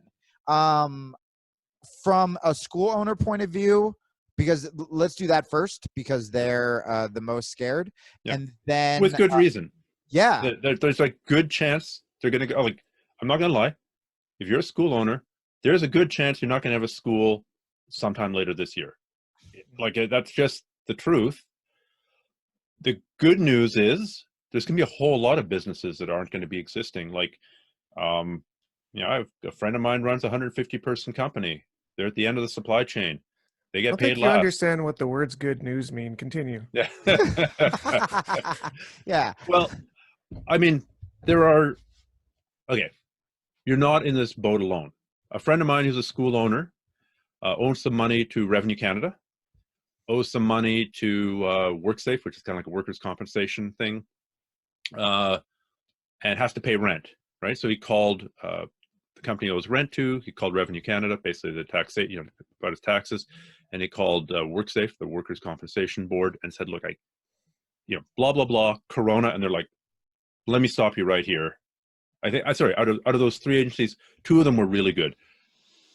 We understand, basically, stop. You don't have to explain this to us anymore. Pay us what you can, essentially. Like, don't pay us nothing, but pay us what you can. So, like, you know, if people are coming together, and people come together. There is a group mentality when done right that people can come together during disaster. Well, you mentioned 9/11. People said that New York was never as friendly. It never is. I was there. Okay. Yeah, it was incredible. Every subway ride, it's like you did not see someone without kind of giving them a, like, "Are you cool?" nod. Like, "You good?" Or we would smile at each other or whatever. And New York was famously known for being cold. Fuck you. Notorious. How do you get to Central Park? By sucking my dick. Like, yeah, we didn't give a shit. And yeah, completely came together. And this kind of is an opportunity. I mean, for the school owners who just heard you say that and are panicking, I mean, this is one of the main reasons I am going so hard on closing down now, so that we can maybe contain this thing, so that you're going to be closing. Like, the sad fact is Gary Tonon's going to be closing. Of course. Well, Tom DeBlas was posting kind of similar Gary stuff, and now today is posting all these like Corona facts, where it's like, yeah, he had to close, and he didn't close during holidays or anything. Like, it's gonna fucking happen. This morning in British Columbia, where I live, there were gatherings of more than 250 people were forbidden or banned. That happened in LA. Yeah, Rogan had to cancel shows. By this afternoon, it's 50. It's 50. It's 50 now. Whoa. And by Monday, it'll be 10. Like, it or something. Like, you're gonna have to close your school. Like, the question is, do you close it before or after one guy comes in, doesn't know he has it, rolls with 10 guys, gives it to 3 of them, one of them goes home and kills her grandmother. Right. Like, that's what it's gonna look like. So you're gonna have to do it anyway. Like, I mean, I think there's some important things that school owners can do. And I think, like, you can continue to ask for your students' support. I've seen a lot of people, and this has been one of the things I've been pushing online on my Instagram and on my Twitter, saying, like, man, support your school if you want there to be a school to come back to. And a fair number of people said, yeah, I just canceled, and now I've uncanceled because I see your point. Like, Drew, are you seeing that? Are you seeing people going? I got a message in my DMs like 5 minutes before this interview from one of my students. I didn't provoke it. It was unprovoked by me, saying that don't worry about my fees. I'm going to keep paying for the rest of the year no matter what's going on. This is something, as a school owner, that maybe it's just the Canadian in me, but I'm remiss to do personally. Like, I'm glad that it exists in the community for me. I feel so, it doesn't feel good to ask people for money for no service. You know what I mean? Well, that's the next thing you can do is, I mean, if one is just straight up asking, please, I'm going to go broke. Yeah. Second thing is you can offer something, right? Like, what Right. can you offer? A lot of schools are doing things like any classes that you miss will make up to you in the future. Obviously, let's say we get the all clear by September. You can't let everybody train for free for 3 months all at once, because you're just then going to go bankrupt. Yeah. But you can stagger it over the next year, right? Like, okay, Joe, you get September for free. Susie, you get October for free. Jimmy, you get November for free. And like, I'll pay you off. That's one approach I've seen a lot of schools doing. Another thing is like, I think it'd be easier for something like karate or kickboxing, where like we'll have online classes. Well, so I had an idea that I shared with my friend today. I may have said it on the show or told Drew off air, but I'll give you guys the actual anecdotal what happened. So I do like one-on-one coaching for like personal development stuff, and mental health, all the shit. And it is expensive. And one of my favorite people called me the other day. We had our call, and I wanted to go through, everything he's been working on, from like food to mindfulness stuff to whatever. And all he wanted to do was talk about jiu-jitsu, where he goes, because he started jiu-jitsu, he's a white belt.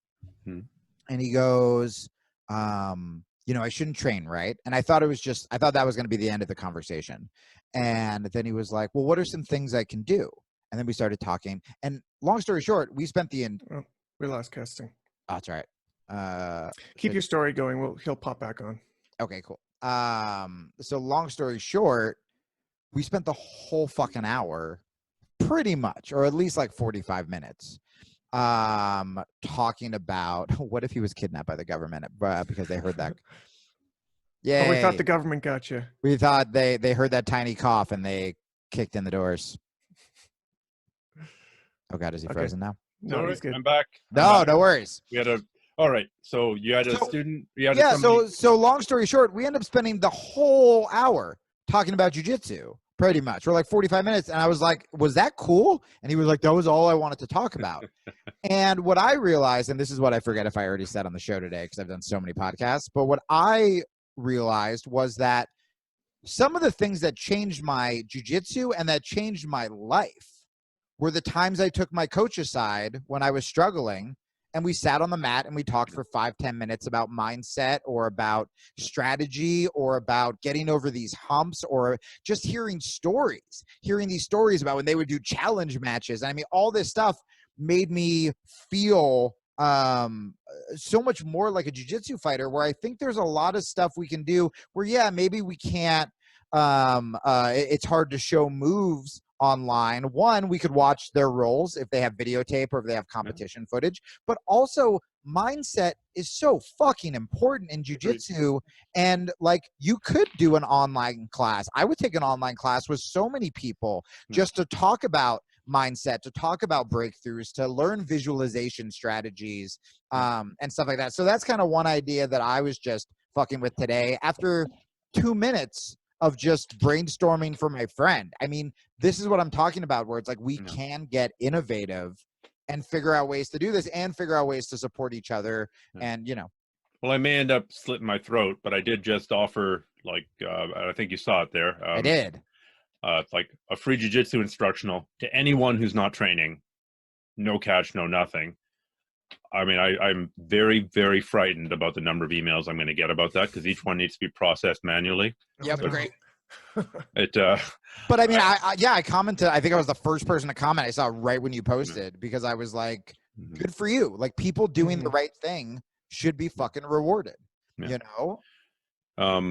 and I know to be some fucking asshole taking advantage of it, but it doesn't matter. Like, it's we got to create a culture here where, I mean, martial arts and jiu-jitsu is difficult. It develops discipline, and I think discipline is transferable, right? Like, I think the years of martial arts training and the years of physical conditioning, like it's neither is, there are times when neither is fun, but one helps the other, right? Like if you learn to paint squats to failure will help your jiu-jitsu, you make your legs stronger, but it also makes your mind tougher. And then when you take that and transfer it over to something that I like doing but can't do enough of, like, you know, solo canoe trips way up north, the mentality from the jiu-jitsu helps that, right? Mental toughness is transferable, discipline is transferable, and hopefully right now you need to use discipline to not train. Most of the time you need discipline to drag your ass off the couch and go train. This is the opposite. You need to use discipline to find another way to stay in shape, keep your head in the game, and you know, maybe improve certain aspects of your game, like go down a rabbit hole. Like some people, I think visual learners have an easier time studying tape. I'm kinesthetic, so like it's a little harder for me. But what I'm doing is I'm challenging myself, where I'm like, all right, let's stay in shape doing shit you don't like push-ups, and let's eat healthy, and know that if I can eat healthy now when I'm not training, I'm gonna be a fucking beast when I go back and train. As someone who was kind of a pioneer in the online space, you know, there's going to be a lot of struggling gym owners that I think are trying to put out online content and stuff. Do you have any advice for them when it comes to standing out, when it comes to, you know, things that people are looking for, kind of classic mistakes not to do? I mean, you're going to suck at first. I mean, I watched the early videos I did on YouTube, and the first 100 videos I did on YouTube, I look like I'm trying to deliver a dissertation to it. Like, well, the first step is that you put your left hand, like, fuck. Yeah. Like, you get better at it. Dude, that's the same advice I give to stand-ups. I'm like, oh, the first 8 years, you're going to be terrible. Oh, shit. You're going to be so bad. Yeah, so you're going to suck, but I would actually probably suggest doing something like, you know, doing a Q&A with your students. That's right? Like a great idea. Just to get you comfortable in front of, you know, like Instagram Live, Facebook Live, Zoom if you want. I'm sure there are other tools. Do it in TikTok if you've got, you know, good dances. And you've got 1,000 followers or more, because I think to go live on TikTok, you need that. And just do a Q&A. And then, like, more and more, I think, like, to stand out initially, the goal is not to stand out. The goal is to maintain a connection with your students and make them see that you're trying to help them and trying to keep them connected to the sport, trying to keep them, quite honestly, connected to your academy.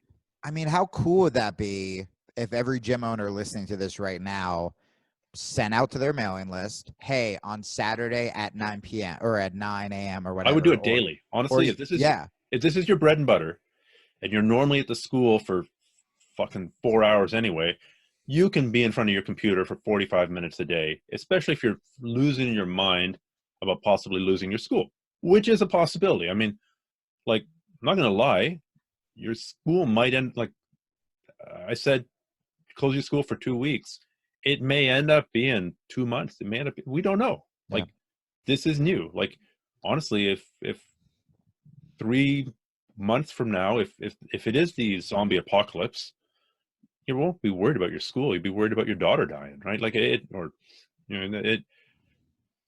could. I still don't think you know what good news means. Yeah, no, but I mean, I think that's such a beautiful idea. And I can say, like, for any students listening, because I know a ton of white belts and blue belts listen to this, anytime there's a seminar, the thing that I take into my training is usually some fucking random thing that came up in a Q&A. Yep. I mean, you can learn so much, and to keep that camaraderie, and that'll also make people want to stay, like you said, stay at your fucking school, where it's just like, oh my God, we're gathering in a group on Facebook Live when, like, I didn't even know what jiu-jitsu was 6 months ago. It's going to make it feel more like a family. You're going to be rooting for the school instead of, by the way, if I'm at a fucking school and they're not closing and someone gets sick, I don't really want to support that school anymore. Yeah. I kind of feel like, oh, you didn't give a shit about me and my health. Especially even if you thought at the time, this is bullshit. Afterwards, people's memory is very, very malleable. You're going to go, man, that school owner was on the wrong side of history. Right. I kind of knew he was supposed to close. Right. Like, right. I mean, the data is Like there's just no question about it, right? I mean, this idea of flattening the curve, it may not work, right? Like flattening the curve only means that our hospitals might only be overwhelmed by a factor of 3 as opposed to a factor of 10. It's still not good. You know, I think that's kind of the approach that England is taking. Like, let's get this the hell over with. You know, it may not work, but I would imagine that spreading this out for as long as possible and giving science a chance to work and giving alternative therapies, but not by which I don't mean like homeopathy or anything like that. I mean, Right. you know, repurposing some kind of antiviral drug from, I don't know, dengue fever to work on corona and see if it works and run a clinical trial. Stuff like that's happening all the time. Yeah. The testing's coming along, hopefully. So I know there's a lot of doom and gloom at the end of the podcast here. It's not how I want to leave everybody, but if Go hang yourself relationship down. advice, look, no, relationship advice. don't you fucking dare. Okay. God, you just made me lose my track. Okay. Motherfucker. You don't want doom If and you gloom. are, yeah. If you, okay, you're taking this seriously now as a white blue belt or whatever, maybe even as a gym owner. What do you do? Where do you look to get your information? Because I think this is half of the problem right now is we're new to this problem. Information is wild. Yeah. People are taking sides that shouldn't even exist. Where do you go to find the most reliable source that you can check every day? I would say the CDC and the WHO. Like, if you don't know, like, yes, you could listen to your buddy who's watched 12 YouTube videos and is now an expert on, I don't know, RNA virus genome sequences and homologous HIV segments, or you could listen to the fucking CDC or the WHO, where epidemiologists and virologists spend their whole lives studying this. And I mean, I actually think like the New York Times has put out some really good information. I think all of their corona coverage is now free. It's normally behind a paywall. I mean, regardless of your political views, you know, as a biologist, a first responder, almost everything that I've read, I've not read anything on something like the New York Times or the Washington Post, right? I go, that doesn't sound right. Yeah. So I, you know, go to the so-called lamestream media. In this case, probably does a pretty good job of filtering, you know, for your first base level information. You know, I wouldn't. So something in British Columbia, you know, like there's the provincial guidelines, provincial center. I'm trying to remember what the name of it is, BC Health or whatever it is. They're putting out certain guidelines, right? Don't meet in groups of larger than 50. They're probably pretty conservative guidelines, right? I took my kids out of school 3 days before they announced that spring break would basically last forever. So I'm 3 to 5 days ahead of what they're doing, but at the very least be doing what your state or your provincial guidelines are. I would say, so state and provincial guidelines, WHO, CDC, and stuff like, you know, the really big websites or the really big news outlets like New York Times. They really dig deep. I mean, I did that today because I wanted to go hiking, and I was just like, better safe than sorry, right? And like, I just Googled. I was like, Corona hiking, and sure enough, there was like an LA Times article that's like, you know, quoted all these experts that are like, as long as you maintain the distance, being outside is good. But then I went to like where I was going to go hiking, and it was packed, and I went, nope, and I turned my car around. It's just like, it's common sense. Like, you can be, what I'm trying to get across on my podcast and this podcast is like, you don't have to be constantly terrified, because that's not healthy either, right? Just be fucking smart, be honest, be aware, listen to scientists, and then try to make the best out of it and try to help people and try to encourage people. And that's kind of like, that's all we can do right now. That's the closest we got to good news. Thanks, Jamie. No problem. I got you. I'll see if I can give some more good news here. No.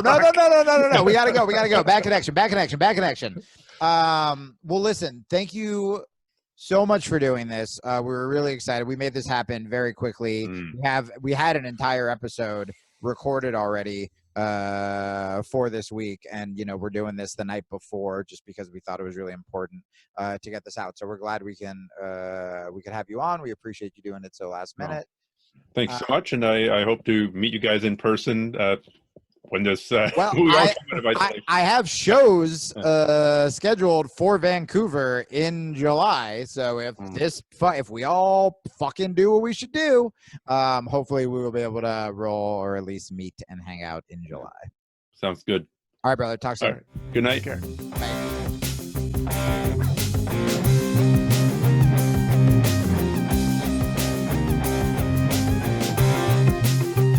So thank you again. I'm going to go kill myself. Yeah, I might join you this time. No, I look, I think there was a lot of good in there. I think there was a lot of good in this episode. And I think it's like, you might just have to listen to these guests in reverse so that we get like the doom and gloom first and then Tom being like, but we're almost out of it. It's okay. Or you want me to be a real piece of shit, or you go head over and listen to the Jamie Kilstein podcast today, which is, dude, I went so hard on the first 20 minutes, and it is, I think, ends with one of the most inspirational. At the least, I was fucking worked up. And then I interviewed that guy East Forest who made that. He was just on Aubrey Marcus's podcast, the 5-hour album for when you take mushrooms. Oh my God. That he did while leading these mushroom ceremonies, and it's called Music for Mushrooms. He's a fucking awesome guy, as you would expect. But that is the Jamie Kilstein podcast, which you can check out on iTunes, Spotify, and Stitcher. But we just wanted to do an outro just to say, like, look,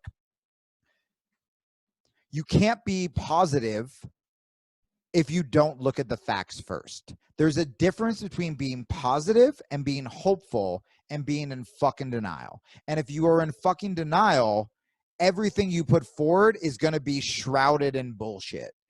Whereas if you can look at the facts and you can hear what he said and go, all right, that sucks. Let's take a breath. Let's digest it. And now let's get fucking creative. And now let's be the fighter that we claim to be. Right? And whether it's fighting to protect our fucking families from corona by being smart and being disciplined, like he said, and not training, whether that's fighting for money by being like, how can we be innovative and creative? And what can we do? How can I keep my students? Whether that's, I'm going to stay in shape for fucking me.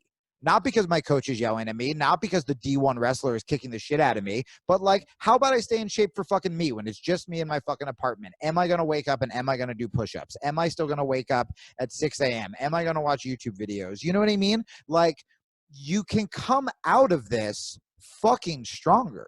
The best things that have happened in my life have been from tragedy. The best things that have happened on the planet have come from unity. We can get that out of this.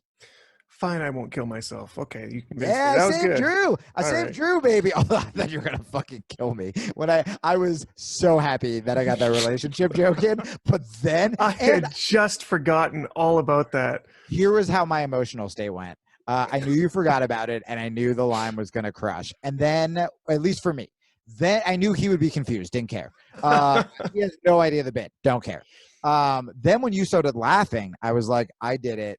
I'm the best podcast host in the world, and I'm still a good friend. Drew's not mad at me. And then when you forgot what you were going to say, I was like, oh no, fucking kill me. I went from being so excited that I made you laugh to horrified our friendship was over. And I was like, you got it, buddy. You were talking about doom and gloom. Remember, champ? You can do this. And so, yeah. Anyway, guys, I hope this helped. We don't want to scare people. I didn't give a shit. Both fucking guests brought up Gary Tonin. I was like, I don't care. No, I don't care. This isn't about jiu-jitsu drama. What I was mostly hoping to get out of this podcast, and I'll have to listen to it back before I know to what degree we got it, was just proper information for people that are scared right now that can't find it. Because like I was talking about, if you're listening to Eddie Bravo and Brian Callen bullshit on JRE while they're drinking wine, eating cheese, and getting high, they're not really the logical choice to get your information from when you're talking about, am I safe? Is my grandma safe? Do I have a school in 2 months? And by the way, as someone who has been in that studio, it is a literal bunker. It is like a warehouse bunker. It is fucking insane. I would feel everyone should go there. I would feel very safe there. Yeah, and look, it's like they're seeing things differently, and I think you're right, Drew. It's like it's hard in the jiu-jitsu world sometimes where you're like, well, this scientist said this, but the owner of 10th Planet Des Moines posted this Instagram story, and it's like our brains are wired. Is it called something bias? Our brains are wired to see the things. So I actually our friend Nasty Nate Harris, we were talking about this, where confirmation bias. How fucking funny is it that I'm sure all of you guys saw the coronavirus video I did, but the first half of it, when I'm being the bro who's saying just train, there were people who thought that was real. And then they either got pissed off or they didn't understand. So like one of Nate's students reposted it, one of his white belts, but he reposted it because he didn't get the joke at the end. He wanted to just train. And Nate wrote me and was like, this happened with Colbert. With Stephen Colbert, before he hosted the Late Show, when he did the Colbert Report, he was doing like a mock Bill O'Reilly, like a mock conservative persona, right? It seemed like just like jerk off liberal stuff. But then these articles and these studies came out that a bunch of conservative college students loved it because they thought it was conservative, which is incredible. But that is kind of what we're doing. If we want to train, we're looking for, I did this when I thought it was stupid. I gravitated towards the Instagram accounts that were posting stuff about it being stupid. When I realized it was fucking scary, suddenly I'm pissed off at those, and I'm gravitating towards, I'm making fucking videos. I'm doing it. I'm making videos about my point of view or whatever. So you need the unbiased information. There's no such thing as Team Keenan or Team Gary. That is so fucking dumb.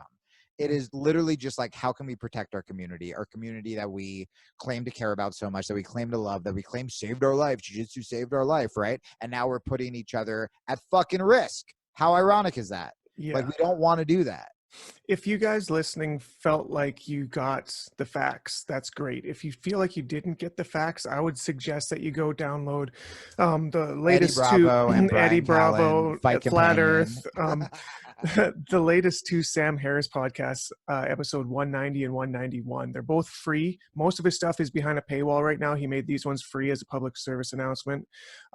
They have good quality scientists on there that are in the epidemiology and understand at the minute level what's going on and make it very clear. And again, I can't stress this enough. Being positive isn't being in denial. It isn't getting mad at scientists. It isn't putting your training partners in danger. Knowing those facts, things are still going to be okay, and you're going to be okay, and we're going to get fucking through this, and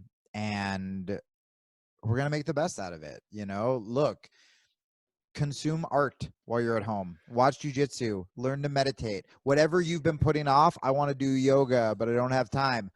Look it up on YouTube. I want to read this book. I don't have time. Do it. Questlove just posted on his Instagram stories that creative people have no excuse right now. He's like, I've been up since 6 a.m, haven't made this many beats since fucking the 90s. Nice. When the roots were, you know what I mean? Like, we don't really, there's stuff we can do, as hard and scary as this is. Stuff to do, stuff to look forward to. Like next week, we have Craig Jones. We have Tom Halpin, who won EBI slap jitsu competition worldwide. Oh, he was great. Both those interviews were two of my favorite interviews. So even if don't die between dies, now and then. yeah, that podcast is set to post. Worth hanging on. Drew and I could be dead, and that podcast is still going to come out. So you guys still get at least one more podcast. If you guys are patrons of me, you'll have a podcast every week, Tuesday, Wednesday, Thursday. If not, the Monday episode is always free.